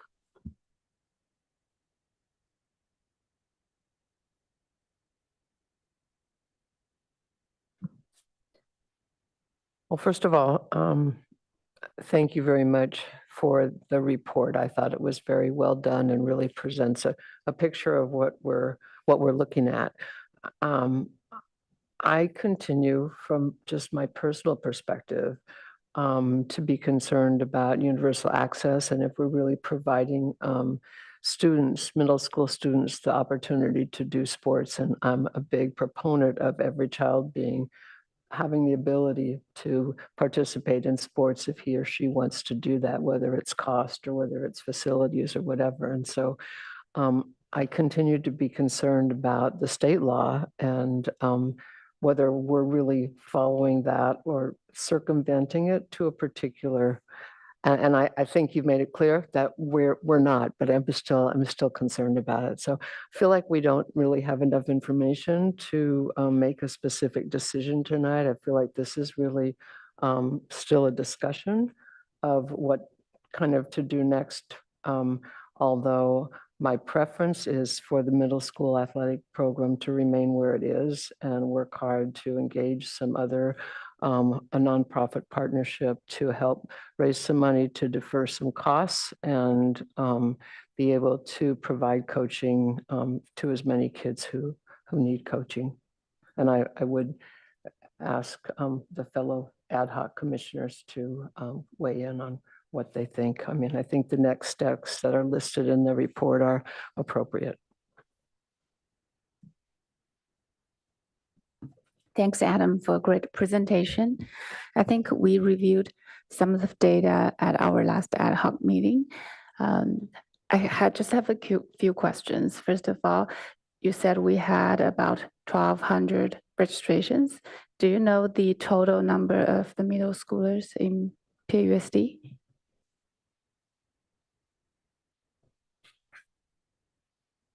Between the three schools, the enrollment is around 2,300, 2,300 Okay, between the three schools. So we have about 50% who enrolled in our program.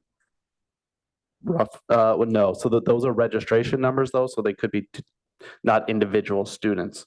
So if a student registered all 3 times, we're counting it as registration. So I don't have a way of like the individuals that signed up for the program.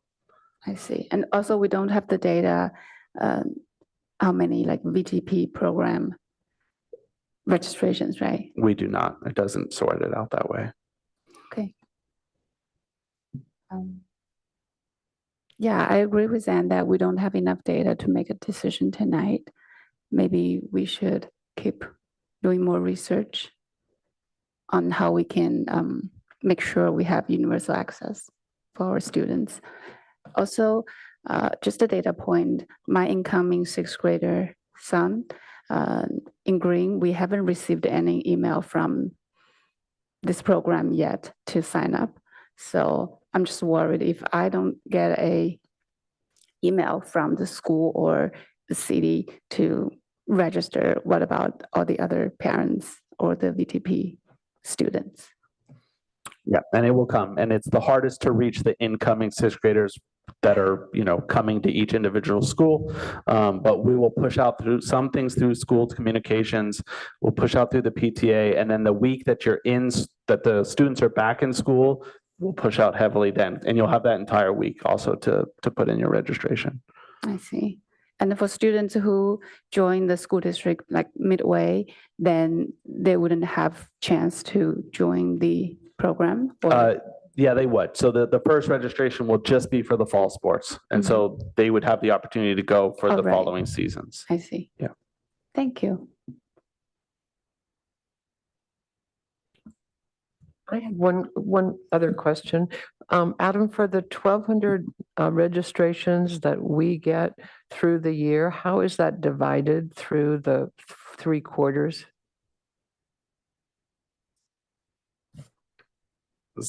So how much is by sport? Is that kind Doesn't have to be by sport, just the total attendance per quarter. I don't have that information sorted that way, Okay. but I could pretty easily get it. Yep. Maybe not tonight, but I'd be able to provide you. Yeah. Commissioner Brown? Sure. My comments are a little different.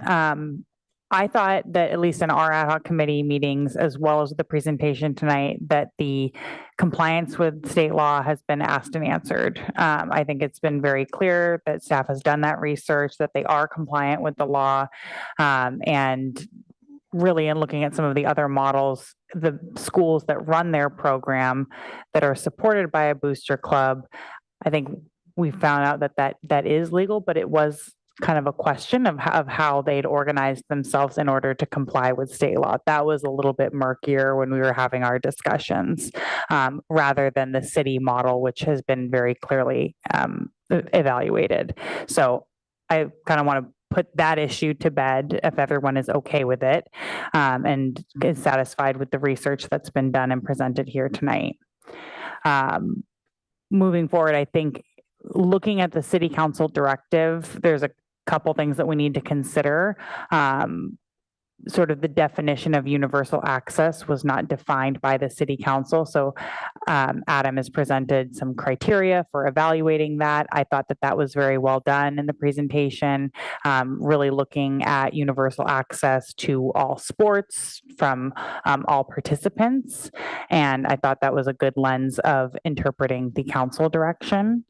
And I also think I'll come back to this. This is a very different financial landscape that we're in terms of the budget and what the departments are being asked to do in terms of cost recovery and looking at programs than when the initial directive was given. And so looking at the cost of contracting these out partially or fully has much more weight to it now than it did when it was originally asked of the commission. So moving forward to sort of looking at the different options, I do think it would be helpful to give some preliminary feedback, maybe not eliminating options, but giving some narrow guidance to staff about narrowing the options, because I do think it is a lot of work to continue to have everything on the table, and it's not very transparent or fair to vendors that are involved. And I want to speak specifically about the partial management model. And so again, returning to the council directive that was to focus on providing universal access, subsidizing a particular sport and increasing the costs to participate in others does not align with the universal access directive that was given to us by council, in my opinion, and I can ask if the other ad hoc committee members agree with me on that. I think making recommendations on shifting department staff out of this program into another is way beyond the scope of the ad hoc committee and frankly, the commission itself. And even if we were hypothetically to do that, shifting to a partial management model for one or more sports and having more vendors and nonprofits involved, that would require more administrative staff time. So you're actually adding to the problem that you're trying to shift out. And so I don't think that that's necessarily a possible solution. And again, just sort of returning to the financial situation, let's say we were to bring in one or more nonprofits and we were saying, let's make up the cost by taking it from the department budget in order to just smooth out those fixed costs so it still is universal for everyone.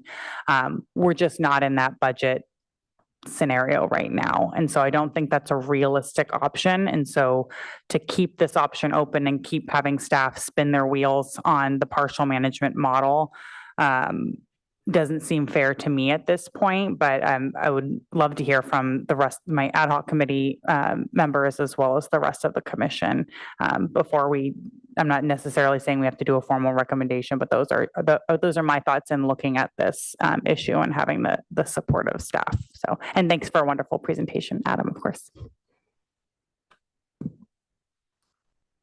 Okay, any other commissioners? Any comments?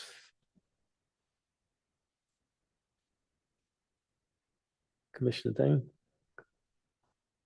No. Vice Chair. Thank you, Adam, and ad hoc for all your efforts on this. The presentation was quite enlightening and eye-opening. Just some general comments. I talked about this with a few members of the community, and a couple of reactions were pretty consistent. The first one was general surprise that the city is managing middle school sports programs, which is the reaction I had the first time I learned it. But that's not, I guess it's not surprising that people would be surprised about this. The second reaction is, why doesn't the school district just pay for this? And obviously there's reasons for this. I'm sure there's many levels of complexity, but you can't help feeling that on a certain level that the city is enabling PAUSD circumvention, not the letter of the law, but in the spirit of the law. To an extent, it's hard to feel that isn't happening. The current fee structure at $335 per student, it sounds high. I understand I understand things are expensive, but in terms of being a barrier and a limit on accessibility, that seems very real. And I understand that we don't have the numbers for the Tinsley group on participation. That would be really useful to get, but it feels like we really wanted the middle school athletics program to be accessible to everyone. And I appreciate the public comments about understanding the barriers beyond financial barriers in terms of transportation logistics. That feels very real as well. I do appreciate I appreciate that we're not in a position to make a decision tonight, but at the same time, we need to provide input and figure out how we can move forward towards making a decision on this.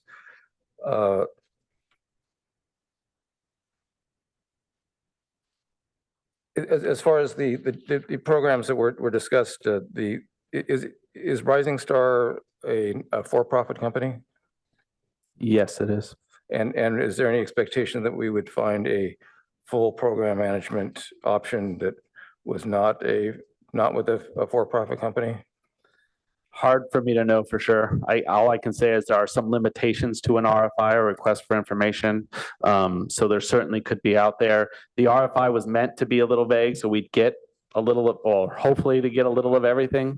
So no, I did not say it had to be a nonprofit. So I don't know what's available, what would be available out there, in addition to what we got.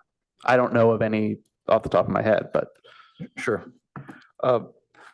So as far as recommendations, certainly maintaining some level of in-house touch, and ability and control, being able to dynamically leverage our institutional knowledge we've had for running these programs for so many years, and it is a great program. And I don't mean for my earlier comments to negate that. There's great appreciation for the effort that the staff is putting in here, and the value it serves to the community.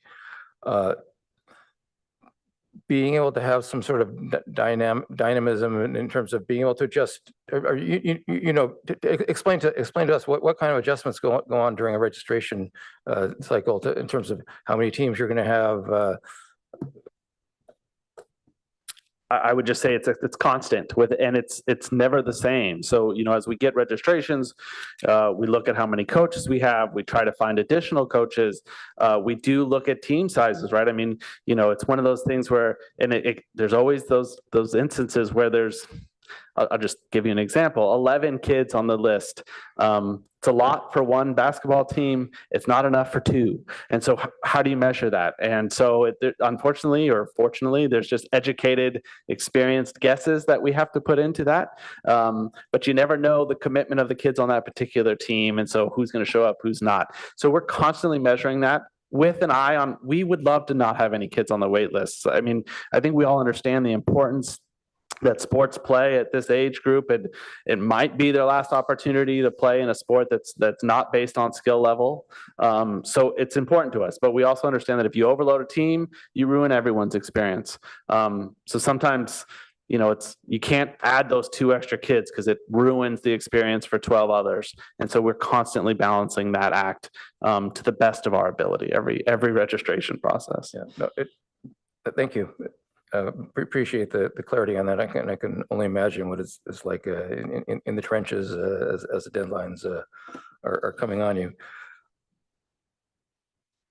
I mean, ultimately, it feels like some sort of a hybrid approach is going to be most successful for our community. Something where staff is involved.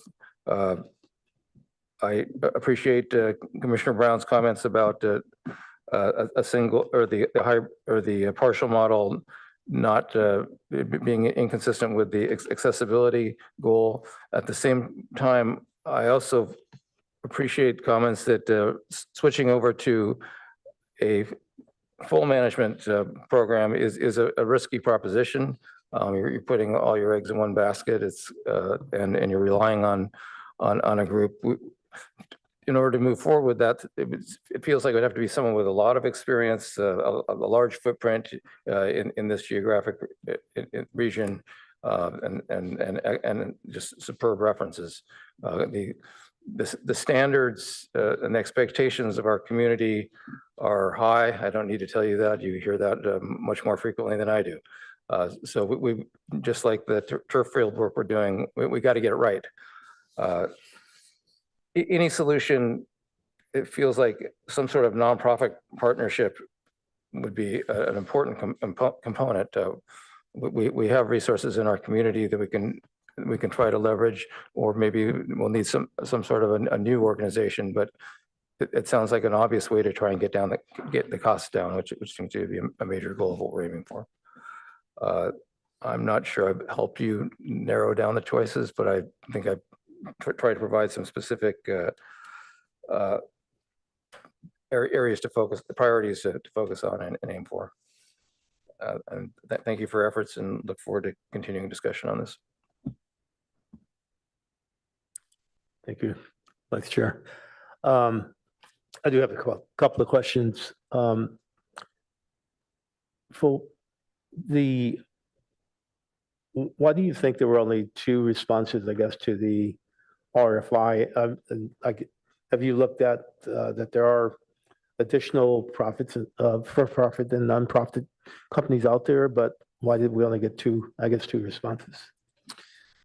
Hard to know for sure, only that, a request for information, there's not necessarily a lot in it for the organization to provide their compensation rates and their information, because it doesn't guarantee them anything, or it doesn't even really put them in the running necessarily. So it's just kind of work on their end that doesn't necessarily lead to the fruits of their labor. So that could impact it. It could also be that, our program is really big. So it might be kind of scary for people to get involved with, especially without a very clear right path forward, right? We were intentionally vague just to see who might throw some stuff out there to see what options there are. We didn't want to kind of put them in a pigeonhole of what we were looking for.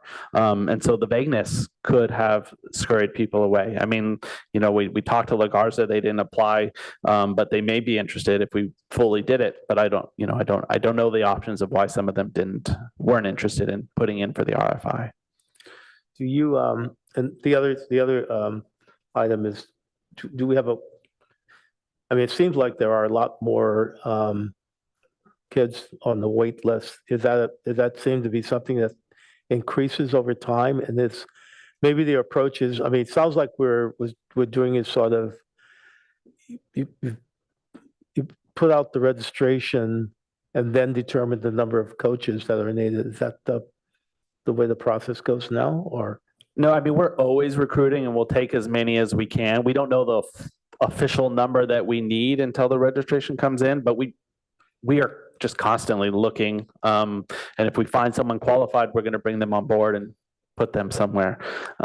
So we don't wait necessarily for the registration numbers to come in, but when they come in, we know the exact extent. And because it differs from year to year and grade to grade, sport to sport. So we never know exactly what we need. We can make educated guesses based on, especially like as they get into 7th, 8th grade, previous years' experiences to guide us to how many we think we're going to have. But ultimately, we try to get as many as we can.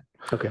And also tagging in on what the caller, I think it was Chris, asked about, do we have a way of tracking, I guess, families who don't register due to financial hardship? And if not, how can have you looked at ways in which we can implement a way to gather that data? We can look. It's hard to gather data from people that aren't involved. But I don't know a lot about the program that they mentioned. So, I can look into that a little bit more just to see if what I can gather from that. I'm sure there's probably some other issues that could be involved that I could learn more about. I just don't have any information on that right now. Yeah, and I guess tagging along with that is the mentioned the lottery registration system, which is digital only, right? And so how are we accommodating families who maybe don't have a reliable internet access? I think you mentioned that you do open it up that people can as a walk-in, but how do you? Right. So it's not just digital. In that window of time, you could go to any one of the CSD community centers and register through a paper form. So internet is not a necessity. They can do it in person as well. Okay. All right. Any other commissioners? Questions? Again, thank you for the presentation. It sounds like we still have a lot of work to do. Vice Chair. Thanks. Just a couple more comments. One, I wanted to thank you for the progress you've made in terms of the parity in registration. I know that's something we talked about before, and that sounds like a great improvement to level the playing field there. And as far as talking about a hybrid approach, I didn't really flesh out some details in terms of, I don't think we should discount the idea of working with a partial solution. If we can find out a way to work out the potential financial imbalance, it seems like the partial management approach is a safer way to start working. Let someone gain some experience within the community and continue to pursue things with them. One potential question I have regarding nonprofits is, and you'll have the same question as well, is we want to make sure that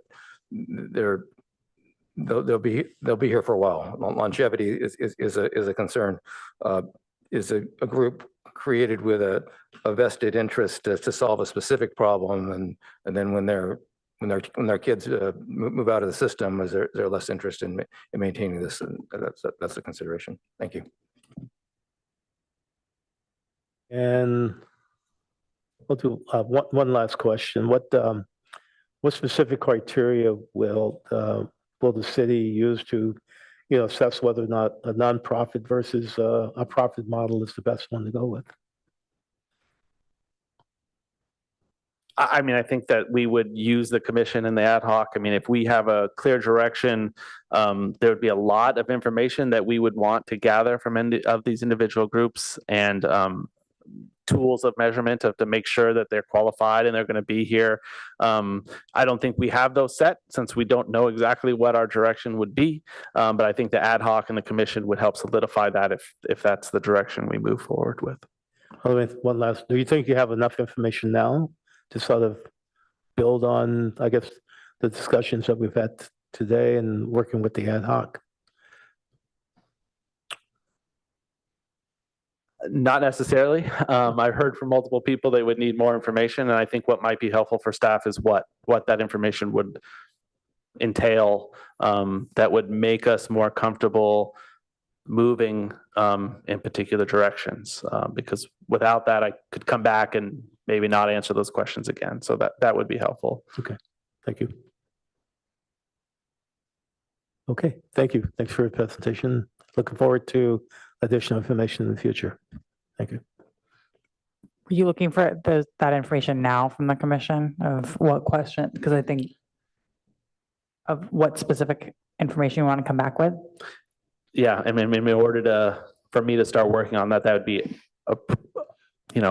the best course. I understand that maybe it's not readily available, but anything that we have that could help steer those conversations, or, with me and the ad hoc, so that we could start gathering that information would be useful, just to try to move forward a little bit.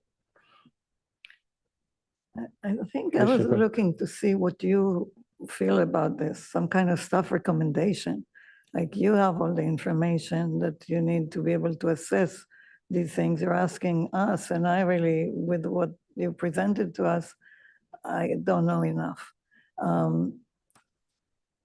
So what I would look for when you come back is some sort of a table that compares what are the finances of the different options, and I don't know, some of the other criteria that you might want to use. But mostly, I'd like to know what staff is most comfortable with. And if it is, continue as we have been doing it and we don't need any changes, so be it. But I'm looking for something from you.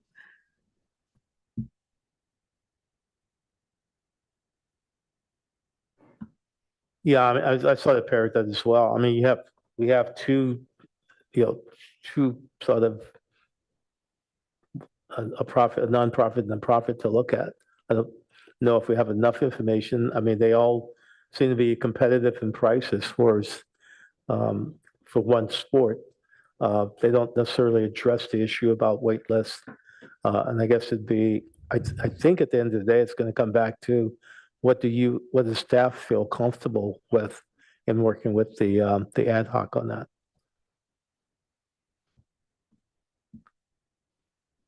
I'm just going to take a stab at sort of, go ahead. Summarizing some of the concerns that I think we'd heard is keeping all options on the table at this point, maybe having staff look at if there was going to be a partial management approach with one or more sports, is there a way to make that financially possible?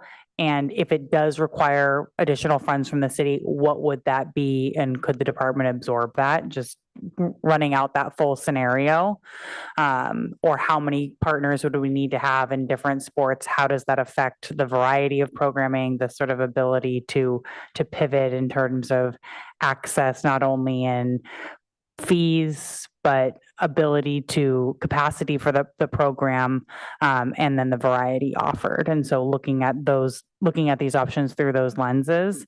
And then I think as we're keeping the third-party outsourcing option on the table, are there companies aside from La Garza that could even handle a program of this size? And should it grow or change or pivot or respond to community needs? Is that even out there, either at a for-profit or nonprofit. So maybe the ad hoc can do a little bit more research and even speak to some of the other jurisdictions that do have it fully outsourced and see how does that work for them? Are there any lessons learned? That might be helpful that the ad hoc committee can research and circle back to the full commission if that addresses some of the concerns, but please jump in and correct me if I'm missing anything or have overstated anything. Commissioner Cripps? Yeah, no, I don't think you've overstated it at all. I think it's going to be really important to hear, at least for me, the numbers in the other school districts who are successfully using this program in comparison to the numbers we have, because our program is pretty big. And then I would like to look at other school districts who provide, if there are any close to us, who provide access to free teams, I guess is the way I want to say it, for their students, and how they fund those that are through the school district. And maybe that's not applicable, but I'd like to hear that anyhow. And I also wonder, have we flat out asked the Palo Alto School District if they would like to have the program returned to them? No. Not recently. I guess we weren't asked to ask them that, but the situation certainly is that they have teachers, and they have teachers who are part-time teachers, and they're at the schools and all of that. And so, I don't know, it just was a question. Yeah, you never know what the answer may or may not be. Mhm. So.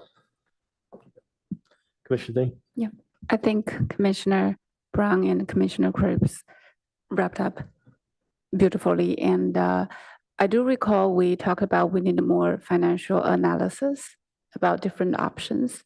So yeah, if we can come back with more details on that side, that would be great. Thanks again, Adam. One summary item I would add as well is looking for a fundraising nonprofit partnership in conjunction with all of this, basically as an overlay to any option that we pursue, including staying with the existing model.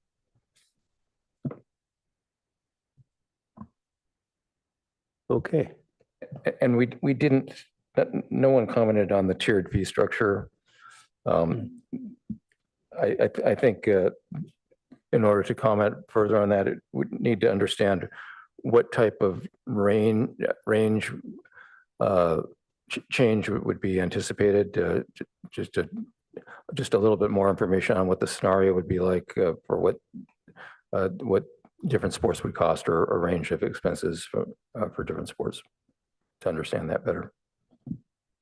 Well, it'd be good to be able to say that the fees wouldn't go higher than they are now, no matter what we did. Because I think our objective is to bring them down.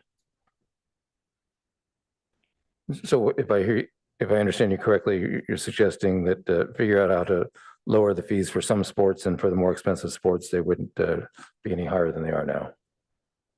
Yes.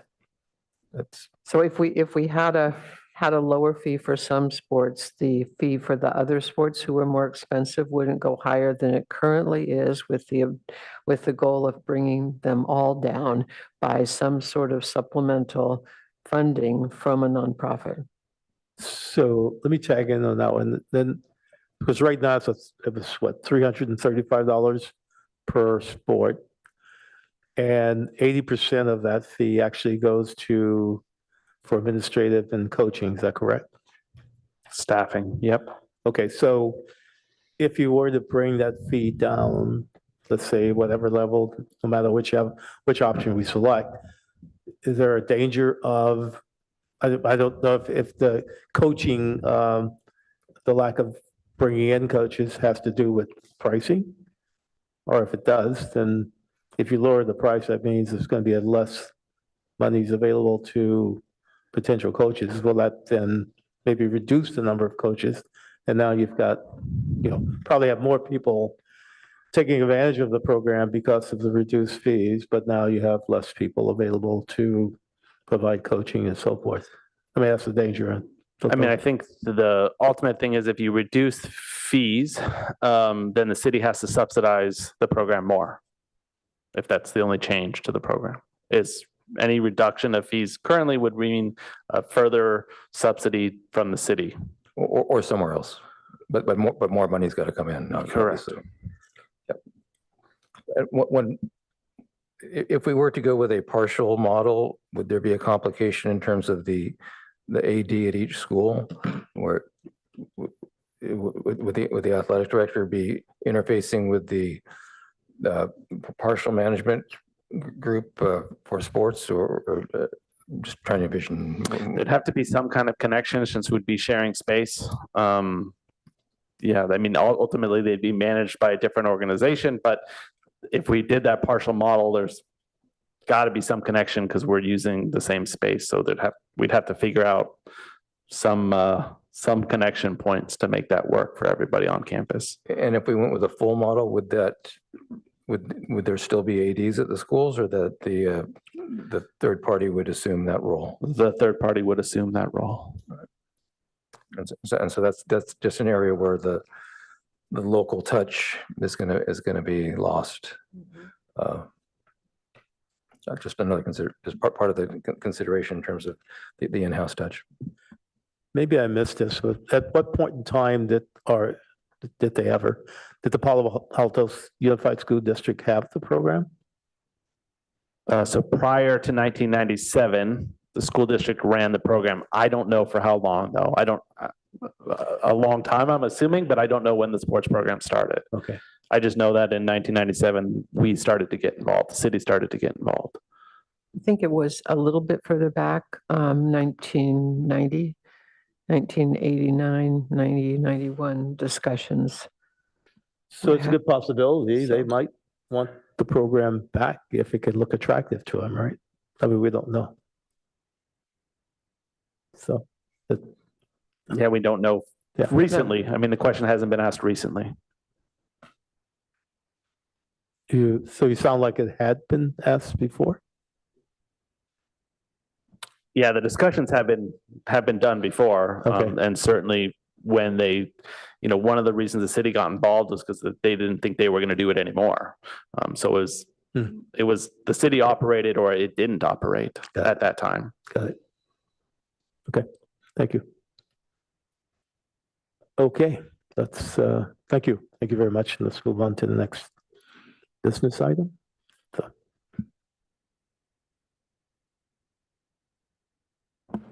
Should we take a little 5-minute break? And then, yeah, let's do that.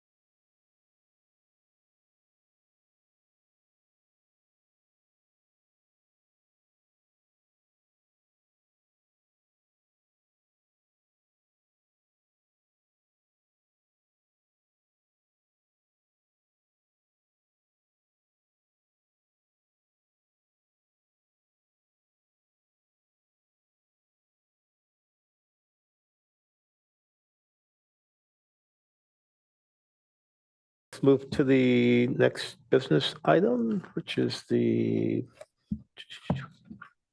parkland. Hello, good evening, commissioners. I'm Kristen O'Kane, the Community Services Director, and I'm here to provide a progress report on efforts for dedication of additional parkland. So on the next slide, I'll give a little bit of background on this topic. The first is parkland dedication, or dedication of parkland is defined in the Palo Alto Municipal Code, including that you need a ordinance to improve any dedicated parkland, and also identifies what restrictions there are for that development and also for undedicating parkland. The National Recreation and Park Association has previously provided guidance on the number of acres of parkland per 1,000 residents. It was a standard that they had for many, many years. I will say they've gotten away from that standard. And I'll go into a little bit more of that on the next few slides, but what they've learned is that each municipality is very different, and having one standard for every city in the nation is just not realistic, and are now pulling away from the standards and have used park metrics as a way to provide guidance to cities in a way that you can compare your city to other similar cities in size.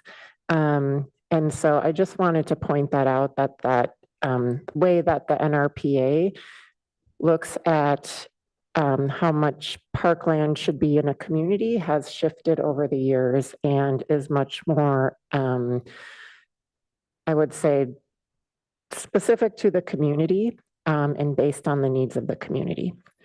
So in the last 2 fiscal years, the work plans of the Parks and Rec Commission have included a goal to pursue and evaluate top priority potential sites and identify new sites to recommend for parkland dedication. And as a result, an ad hoc of this commission was created to assist staff with this work. So the next slide, I will go into how this NRPA standard has been used in the past. So the Parks, Trails, Natural Open Space and Recreation Master Plan has a policy 1B, that talks about expanding parkland inventory using that NRPA standard that they previously used. In this case, in the master plan, it was consolidated into new parkland should be added to meet and maintain the standard of 4 acres per 1,000 residents. Worth noting is that parkland should expand with the population and be well distributed across the community and of sufficient size. Also, that the maximum service area should be a half a mile, meaning everyone should live within a half mile of a park. And then on the next slide, in our comprehensive plan, we also reference the NRPA standards, but separated into neighborhood parks and district parks. So it's 2 acres in size per 1,000 residents for neighborhood parks, and the same for district parks. And they define district parks of at least 5 acres in size. So next slide, please. So I wanted to also talk about our current parkland inventory. So we have 34 city parks totaling 175 acres in Palo Alto. It's also worth reminding folks that we have 4 open space preserves totaling over 4,000 acres, which is really unprecedented for a city of our size. And while previously we haven't considered that land area in this calculation that we've previously used, I think it is worth noting, and the NRPA has also established that undeveloped areas for people to use should also be considered in looking at parkland inventory in a city. And then also just to add that there's many other outdoor areas that do exist within the community that aren't dedicated parkland, but function as community space for recreational purposes. And that could be passive recreation or active recreation. So most recently, we've, as you know, we've added a little bit of dedicated parkland to our inventory with the expansion of Bulware Park that added 0.64 acres, including several amenities like a new dog park, basketball courts, a playground, and other features. And that opened in April of 2025. And then more recently, we dedicated the Towerwell Park, Fred Eyerly Towerwell Park, which is a very small mini park of 0.2 acres. It has a pathway, native plantings, and interpretive signage, and some benches. So that is located downtown. So we, meaning staff and the ad hoc, have reviewed several sites for potential park dedication. And through that process, narrowed it down to these 4 that seem to be, what one might refer to as low-hanging fruit. So what can we dedicate to add to our inventory of dedicated parkland? The first I'll talk about is the Measure E site. This is in the Baylands next to the treatment plant. It is an area up to 10 acres that is currently not dedicated. And there's a potential to dedicate some or all of that site, but we're not quite there yet. So our public works team is looking at the feasibility of that site for potential biosolids processing facility. And until that decision is made, we really can't pursue dedication of any of that land. The Rinconada Community Gardens, this is a 2.5 acre site right next to the Rinconada Library. There is a well right adjacent to the site, and our utilities department has asked that we not dedicate the full gardens because it is a potential site to expand the groundwater well footprint. So if we were to pursue this area as dedicated parkland, it would be about 2 acres of the full 2.5 acre site. And then San Antonio Avenue at Ponce Drive, and these images are all in your staff report if you'd like to, or in the staff report if you'd like to refer to them. This is a very small area of land that some residents have identified as a potential location for a mini park, which could be a dog park or benches. Unfortunately, this area is in a future part of the San Antonio area plan and is potential for future transportation projects in this area. So transportation has asked that this area not be dedicated. And then the northern portion of what's referred to as the LATP site, which is the former Los Altos treatment plant site, is I think a good location for future parkland dedication. At this time, Valley Water is looking at that as a possible location for a future regional water purification facility. So until that decision is made, that one is on hold as well. So of these 4, the only location that in the near term I think is feasible would be the Rinconada Community Gardens, and it would be the portion of it, the southern 2 acres of the 2.5 acre site. And then I did want to point out that there are future opportunities for park dedication that will be coming forward. They are the former Fry's site at 340 Portage Avenue. And as part of this development site, 2.25 acres will be dedicated for parkland uses. It's in that image in green. And if you see that blue circle is an approximate location of a below market rate housing location. And so it's still very early in this process.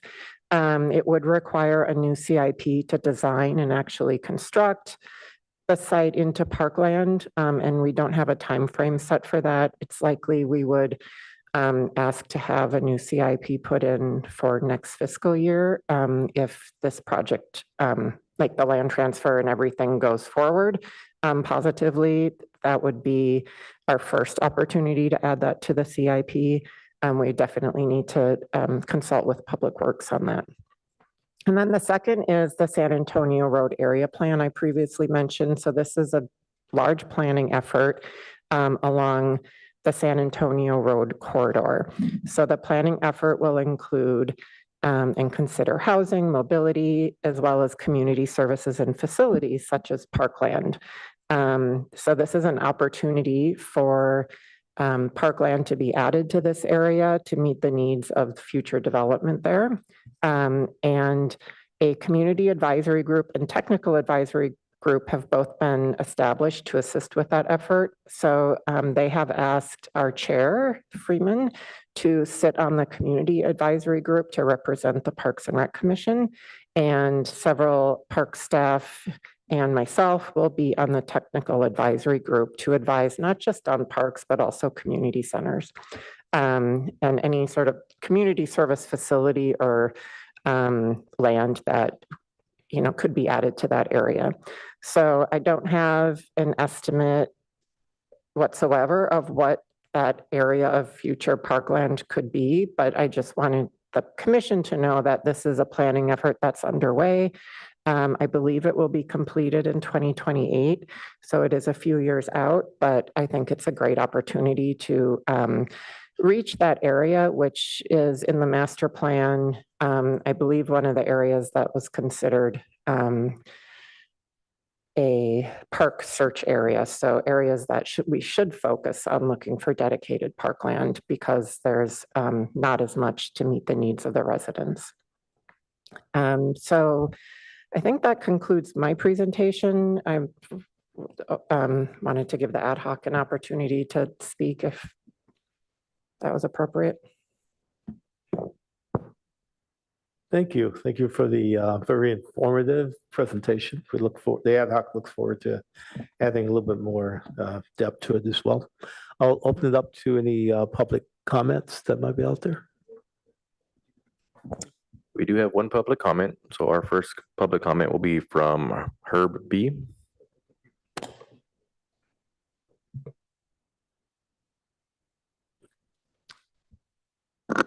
My comments are about the discussion on the Measure E site regarding the alternatives for the proposed biosolids processing facility. Among the alternatives are to consider off-site alternatives, and in any decision as to what site to choose, there are certain procedural requirements that if they aren't followed, somebody who disagrees with what is done can always challenge that. My concern is that, and staff can refresh my memory because I just have read this evening, is that the city council has already made a decision to purchase an off-site facility in Gang Road for considered for biosolids processing facility update. And it seems to me that, the appropriate, that may be, may even agree that that's an appropriate place, the most appropriate place. But the way to do that would be to identify that as a potential site and then evaluate the various alternatives in Measure E site, the treatment plant, and any off-site alternatives before actually making a decision. For example, someone, Walt Hayes, the principal author of Measure E, at a later date, when the city was considering where to site a facility for its project with Valley Water, said, well, use the Measure E site, which the ballot measure had nothing to do with that. And it seemed to be that the principal purpose of Measure E was just to remove something from parkland for the sake of removing something from parkland. And so somebody who has that attitude might challenge a decision to use an off-site alternative if the city's already purchased it before it made a decision as to which site to use. So perhaps staff might look up exactly what it was that city council acted on staff's recommendation. But my recollection is that staff made a recommendation that city council approved to purchase a specific off-site property for the bio facility processing facility update. Thank you.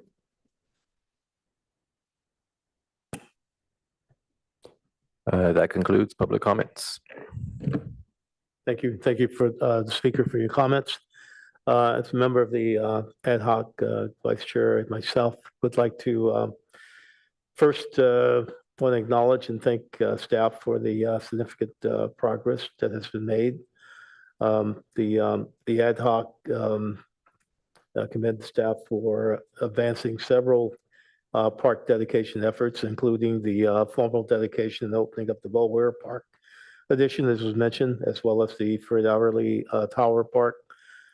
These serve as excellent examples of incremental community-centered expansion of public open spaces. And they're also tangible examples of how the city planning and community needs can be effectively done.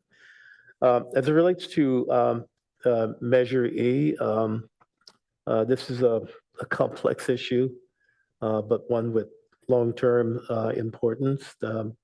We appreciate the comprehensive planning underway, including the LFP and the BFP updates. Also, the community's desire to see this land return to open space is strong, and it has been consistent for over the years. I think as an ad hoc, we strongly support this, but support to return this to open space is somewhat mixed, even within the environmental community. So that's kind of what we're talking about as far as the complexity of it. As it relates to Rinconada Community Gardens, partial dedication opportunity, this site presents a near-term opportunity for incremental parkland dedication. The ad hoc sort of recommends pursuing a partial dedication of the approximately 2-acre garden area while protecting the future utility needs. We need to ask whether or not, what is needed to move forward with this, and what the PRC support be very helpful in that. With respect to the Rinconada Gardens? Well, the next step, if we were going to do that, is to confirm the area that we could dedicate, and ensuring that utilities department is comfortable with that. And then we would need to do a formal illegal land survey of the area to be dedicated, and then put together an ordinance and bring that to the commission and then council. You think that would be something that would be happening, I guess, this fiscal year or next year? I guess a timeline.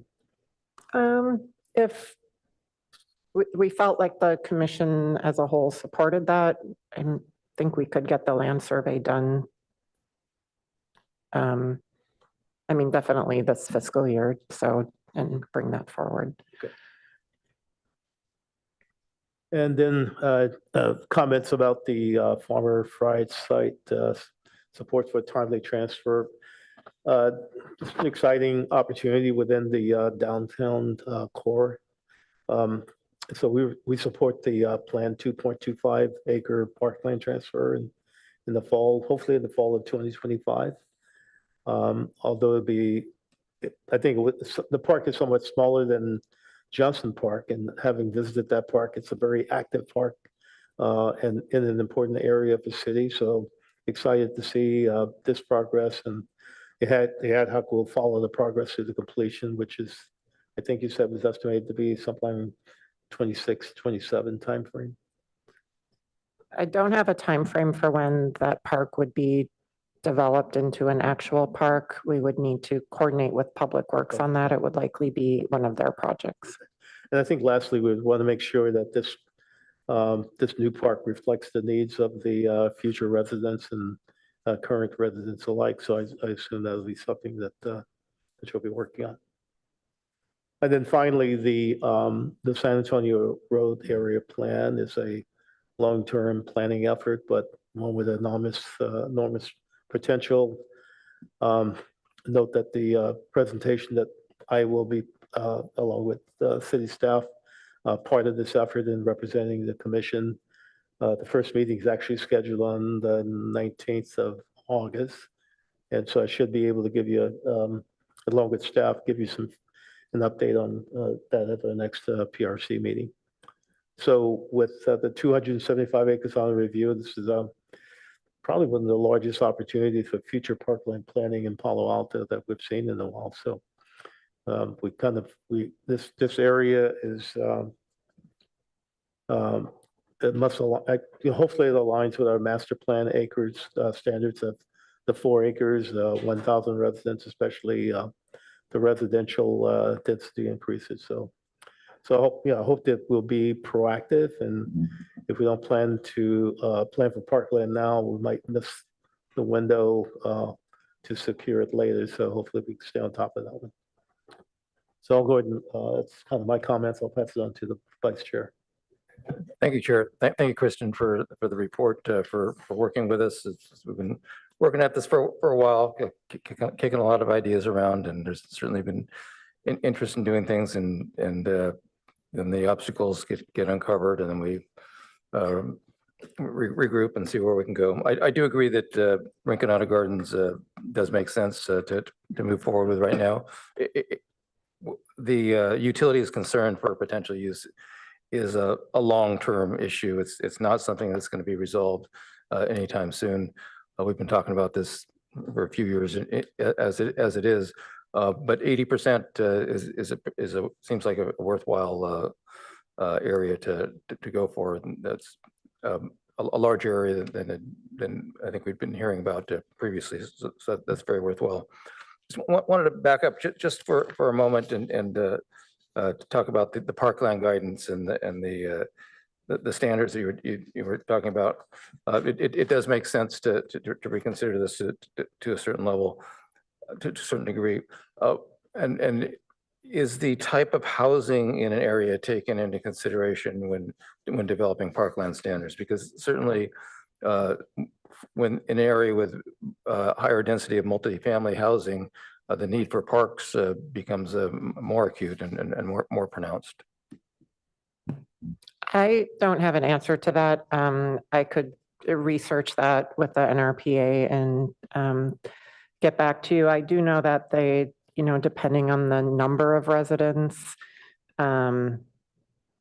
each park would, how many parks exist for people served changes. So I would assume that it could be similar for multifamily housing. Yeah, so I can look into that. I guess it's kind of inherent to a degree if we're acknowledging that we need to add a certain amount of parkland for each number of new residents. If there's more residents in a more condensed area, then that makes the need more acute in that area. And I was going to ask how many of our existing sites are under 2 acres, and then I realized I could look it up in the master plan, and so I'll save you the trouble of that. I found that of the 33 parks that are listed in the parks master plan, 14 are less than 2 acres and 7 are less than 1 acre.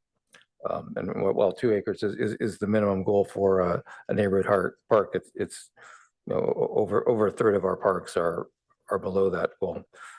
One question I had is in terms of what the city considers district parks. Obviously, Rinconada Park and Mitchell Park, Greer Park are some of the other medium-sized parks like Piers, is that considered a district park or a neighborhood park, for example? Yeah, that's a really good question. We don't really identify parks as neighborhood or district park. Because if you use the standard of, I've seen a standard of 5 acres or more, and I've seen a standard of 10 acres or more. If you look at our inventory and, 5 acres or more, Old Park is on there, would we consider that a district park? That's over 10 acres even. Yeah, So, it's 13.8, yeah. I don't think we really characterize our parks in that way. So I think Mitchell and Rinconada and Greer are obvious ones if we had to say, because, it's drawing people from a larger area. Thanks. Just it's interesting questions that are coming up as we delve into this. But as if we're looking to reassess what we think that our park requirements should be, these are important questions to ask. Yeah. I'm just getting back to just a couple quick comments on the other sites that Nellis already covered. On the Baylands Measure site, definitely, there's a large section of the community that would love to see that rededicated as parkland. There's other people that it's not unanimous, but definitely look forward to the public works assessment coming in the fall. That's an important milestone in trying to help shape how we move forward with this. And you sort of answered this in terms of was curious about the timeline for when Fry's site parkland could be dedicated.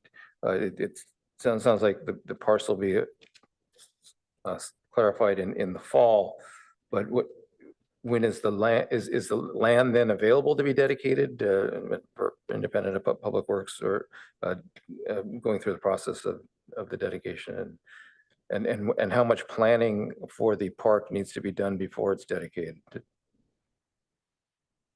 So the transfer of the land to the city would occur, we expect, in fall of this year. I would need to ask so the planning department is leading this effort, and I would need to ask them what that process is, if whatever they bring to council includes that dedication, or if we would have to come separately. I'm actually not sure. So would need to look into that. And then, what was your second question? I think I think you've answered when the land would be available, and what has to who has to do what. Right, and because there's so much other, like there's development happening on the larger parcel, we always have the what needs to come first scenario in a lot of our projects. So, and the order sequence of events that would occur, I would need to get clarification on. And it's an area in flux in development, right. And so even if we're able to dedicate the areas as parkland, that if the surrounding areas isn't going to be put together, what makes sense to do when? The San Antonio and Ponce area sounds like a great place to keep in mind. It's a viable candidate in that there's a lot of local community interest in it there, and understand the complications of getting the corridor straightened out. But hopefully there'll be local stakeholders involved with the planning process for that. And as far as the LATP site, is there any timeline information for when Valley Water would be making a decision? Not that I'm aware of. Yeah.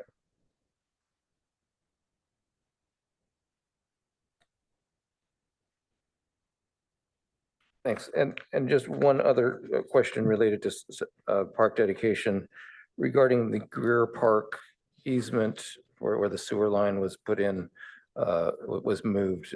This is something that was approved by City Council with a CIP in March of 23. There was an area where the sewer line was going through the field at Greer Park, and it didn't used to be dedicated as parkland. There was an easement there, and now that they've moved the part of the process was we were going to be able to rededicate that area or dedicate that area as parkland. Is there any update on that? Yeah. I checked in with our legal department on that, and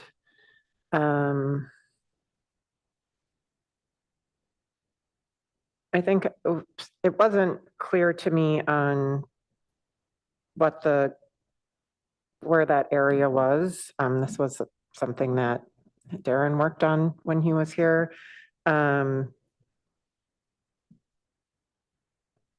We could spend some time offline. And Yeah. could help you out with that. It's running through. It's an area that runs through Greer 3. So the soccer field. I believe there's what I've been told is actually how they did the project has resulted in no vacated easement, so the easement still exists. So yes, we could talk offline, but there's no area that's pending park dedication. I think we got that update, I think when Darren was here, they'd changed plans. Yeah. And it was no longer available. Yeah, I think Shawnee remembers. Okay, I missed that. Thank you. Think, just one more tag into what the vice chair was talking about on the Fry's site. At what point I talked about making sure that it reflects the needs of the future residents and current neighbors alike. Knowing that that there will be 2.25 acres allocated, you kind of already have that spec'd out. At what point would that process of getting together with the residents start? And I guess then, based on their feedback, you would just make a decision as to how the park would be designed, what type of equipment would go in and so forth. Just trying to get a feel for the timeline on that. We likely wouldn't do that until we have the CIP established and we're moving forward with design. We wouldn't want to do it now and then have design not occur for, I'm just throwing a number out there, 18 months, and then things change. So I think we'd have to look at the project as a whole and how we would do our outreach and get community feedback. And you probably already have a benchmark of prior work that's been done in that fashion. Oh, sure, yeah. I okay. mean, the Bullware expansion is an example. Okay, all right, great, thank you. Okay, any other commissioners? Commissioner Kleinhaus. Thank you. Regarding, it goes in order on these, and then I have some other comments. Yeah, I can't hear.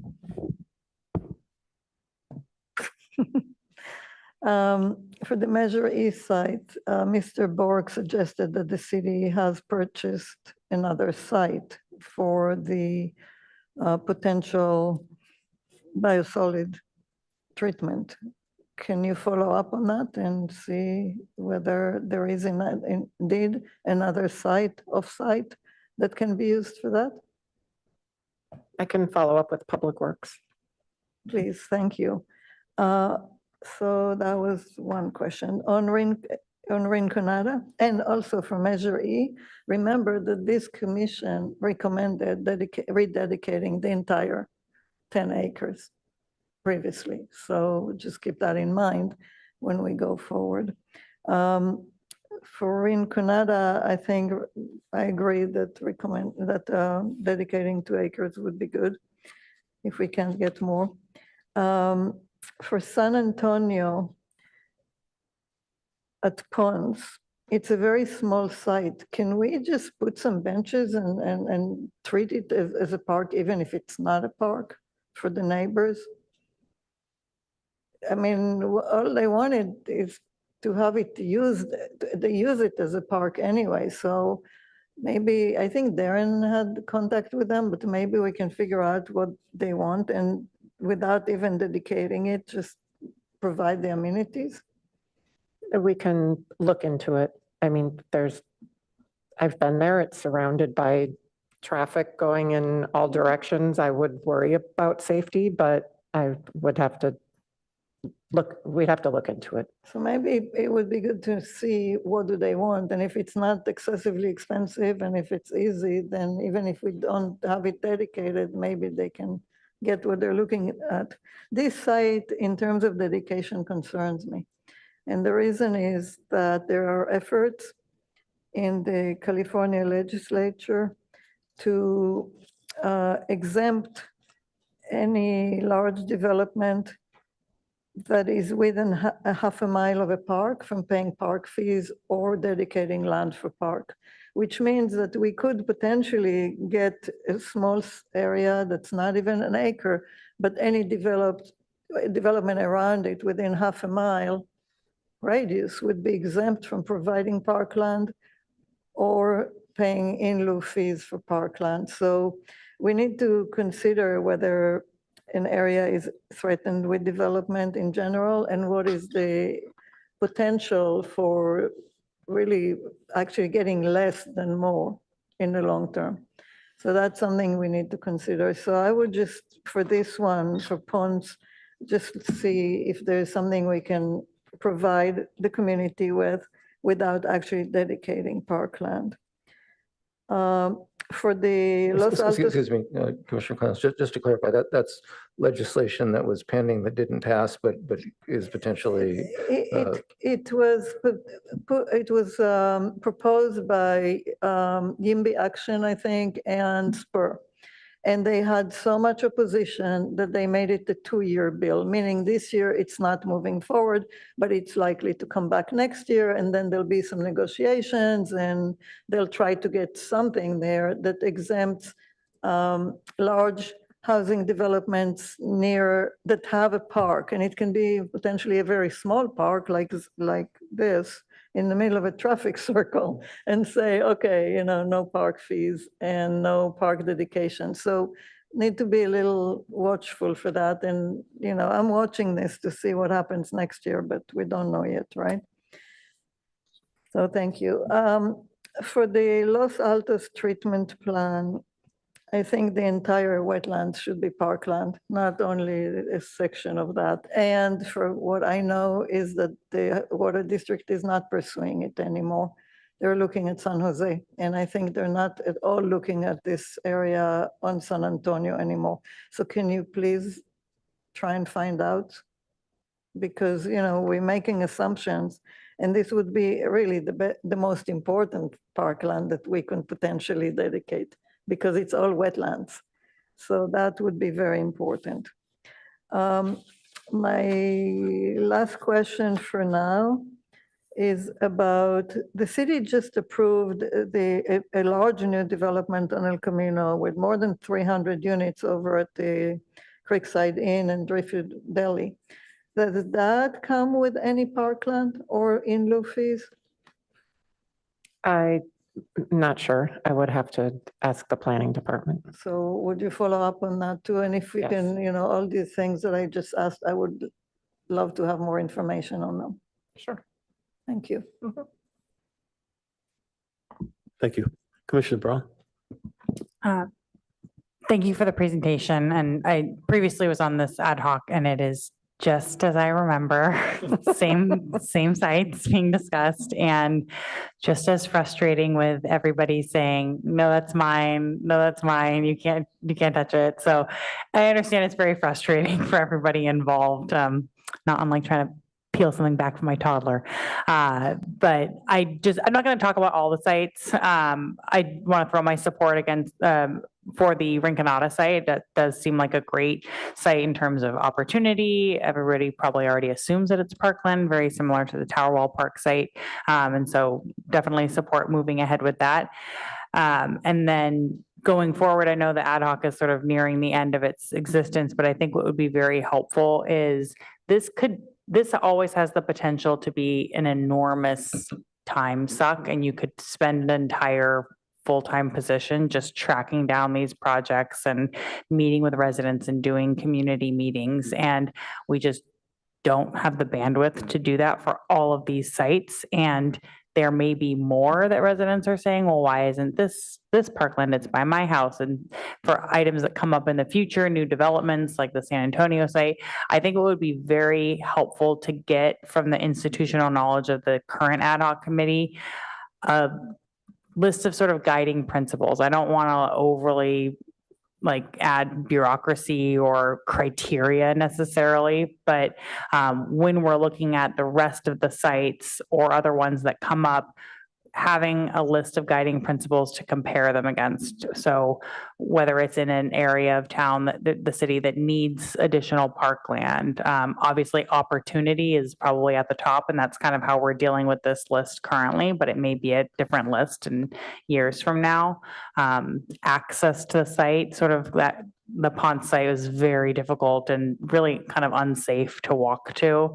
And I walked that site many times. So just if the ad hoc can just do a little bit of a brain dump of all of the guiding principles that you have observed, and we sort of mentioned a lot of them here tonight, I think that would be very helpful to evaluate these and future sites in the future. And I think Tower Wall and Rinconada are good examples of sort of hitting all of the criteria or the principles that we look for in those opportunities. So great job, and excited to see what comes next. Thank you. And I want to respond to that and also your earlier question, Vice Chair, about like multifamily housing. So in the Parks Master Plan, and maybe Eric, you could pull up that one extra slide I sent you. It does talk about the park search areas, and it identifies those areas where people don't have as much have as close of access to parks as other areas in the city.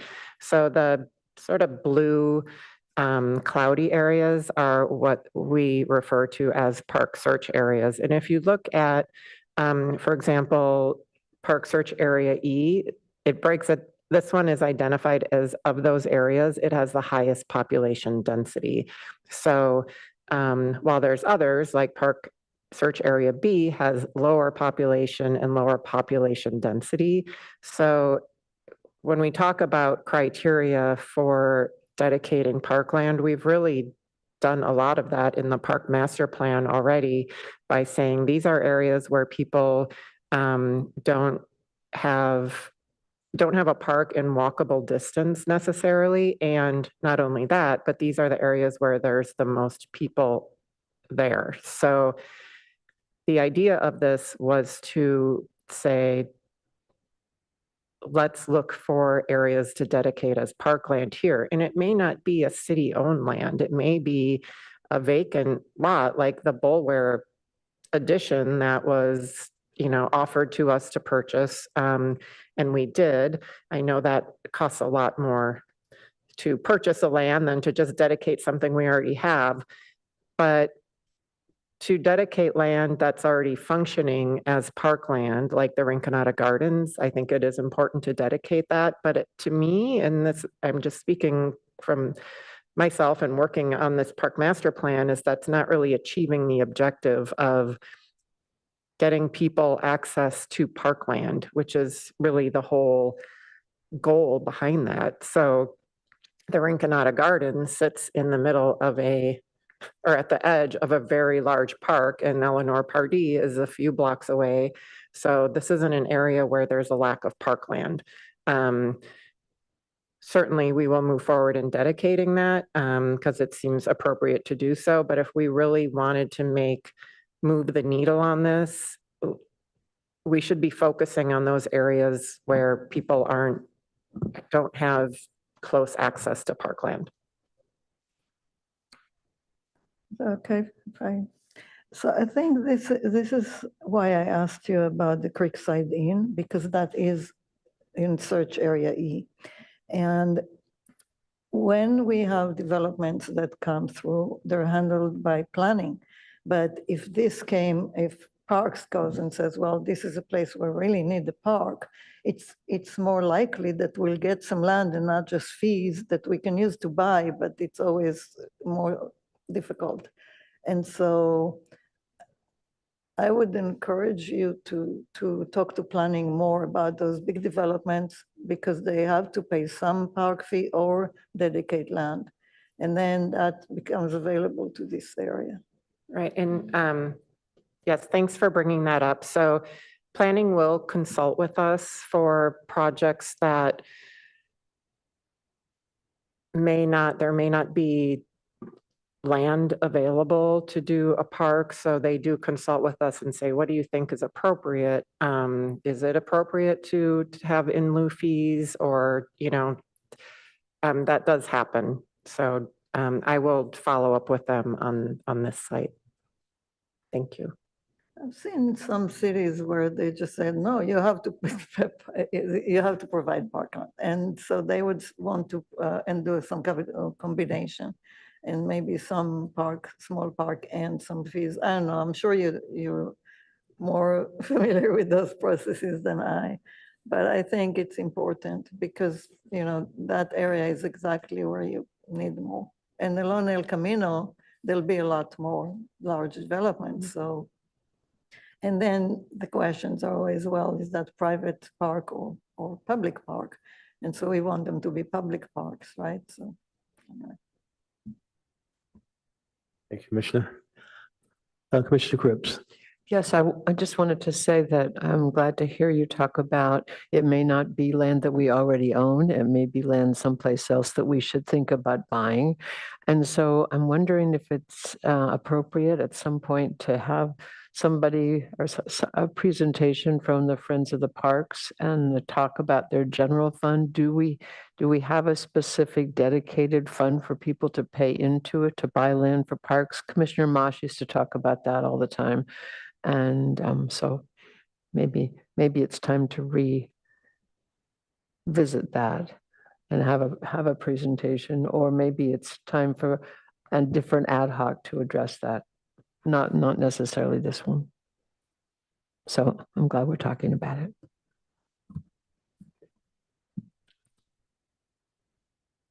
Commissioner Lang. Thanks, Kristen, for a great presentation. I just have a general question. I understand we have this goal in our master plan to achieve 4 acres parkland per 1,000 residents, right? So are we far away from this goal, or we are pretty well in this condition, just some local walk to parks? Yeah, so for the acres of parkland per 1,000 residents, we're at, if you just include parks and not open space areas, we're at about 2.6 acres per 1,000 residents. If you include our over 4,000 acres of open space, of course, that changes to 63 acres per 1,000 residents. But I'd like to, again, point out that the National Recreation and Park Association has really gotten away from that standard. One of the metrics that I just read on their site was that a typical park and recreation agency offers 1 park for every 2,400 residents served. So for us, if you assume 66,000 residents, that would be about 27 parks. So if you look at that metric, then we've achieved and have exceeded that. So again, I caution putting something to this standard when the parks that we have a lot of parks and they're very high quality, in my opinion. There's a lot of different amenities. I think there are areas that could be, I'm sorry, you can stop sharing that, Eric. Thank you. There are areas I think that we could expand our parkland inventory, but I think, we offer a lot in Palo Alto and take a lot of pride in our parks. So I think it's always great to add. I, of course, am a huge proponent of everyone being able to walk out their front door and easily get to a park and not have to get in their car and just enjoy that space in outside. So Always interested in learning where we can add and improve. And again, just wouldn't say 4 acres per 1,000 resident has to be achieved to make our park system a good system. So Yeah, totally agree with that. Just as you mentioned earlier, different neighborhood has different density. So we should focus on those high density areas and yeah, to make their residents has easier access to more parks. Thank you.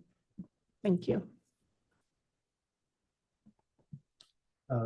Commissioner Klaus.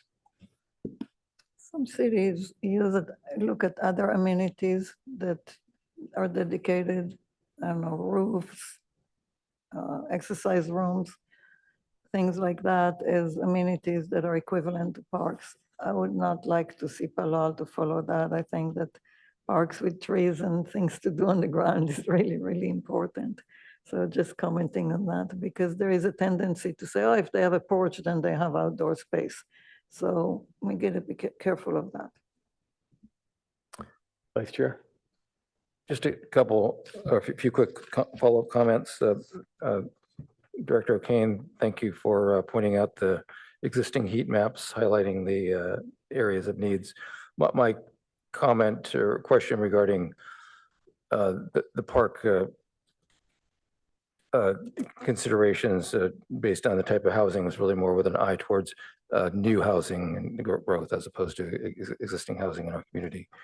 I agree that Rinconada Gardens isn't moving the needle. It's not the highest priority. It's the available priority, and it makes sense to do. I think we recognize it's the low hanging fruit. And with regard to San Antonio and Ponce, I think if there were a crosswalk, if any work done we need a crosswalk across San Antonio first getting there, but I think the crosswalk would address most of the concerns. Okay. In closing, I want to thank staff for continued collaboration with the ad hoc, and we still have a little work to be done. I believe that these parkland efforts, both near-term and long-term, are critical to the well-being of our community. So thank you, and ad hoc looks forward to continuing to work with you on it. Thank you. And thanks to the ad hoc as well for your work on this and for challenging our thinking. So I appreciate that. Thank you. Thank you. Okay. Okay, let's move on to Commissioner questions, comments, and announcements. I think I made an announcement that I am on the San Antonio, whatever we're calling it. But anyway, Community Advisory Group. Community Advisory Group. Yeah, thank you. All right, any other commissioners? How often does the group meet? So the first meeting is the 19th of August, which I might not be able to attend, so maybe I can ask Vice Chair to attend in my stead. That would be great. I'll send you the information. Sure. I think they're meeting once a month, not sure. I thought I heard, maybe it's the technical advisory group, but it was like 8 times, 6 or 8 times throughout the project development or plan development. Thank you. It's either Zoom or in person. Okay, any other comments? Okay, let's move on to the ad hoc committee liaison updates. Commissioner Cripps. Yeah, I think we've pretty much covered most of it tonight because we had our middle school Yes. report and discussion. So I think so, because we covered the Coverly project. There's no updates on that. We'll be talking about that right. In the future. And then we covered nature preserve. And then we had the turf discussion that Vice Chair and I worked on this week. And we actually talked a little bit about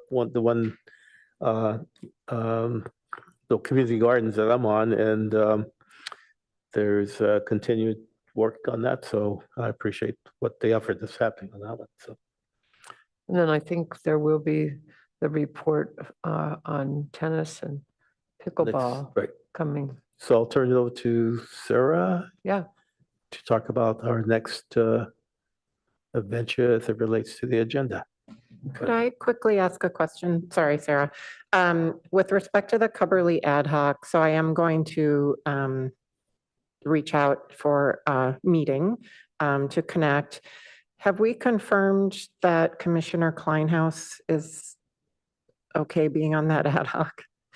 I was hoping to catch her before she left. Yeah, no, I did not receive a Okay. confirmation from her yet. Okay, I think she was out of town. I think she's okay with it. okay, great. Yeah. That's good. Well, obviously, you need to confirm. Okay, so you'll Great. expect an email from me with some potential meeting times. Okay, great, thank you. Mhm. Yes, sir. Yes, for the August meeting, we have currently 3 agenda items. One being the ad hoc nature access policy. One, an informational update on court and pickleball, as well as the turf study.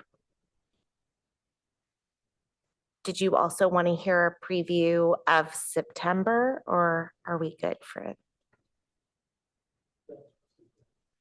September preview currently is a Cubberley update along with an open space update and Foothills Improvement Project, which is a capital project update.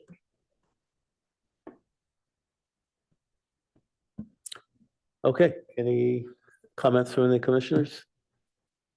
If you no, we're adjourned.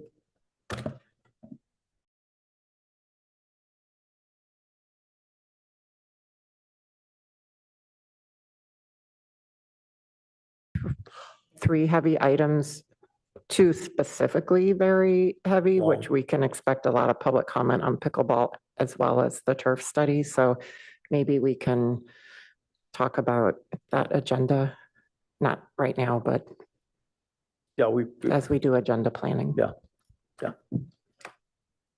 Okay. Thank you. Thanks.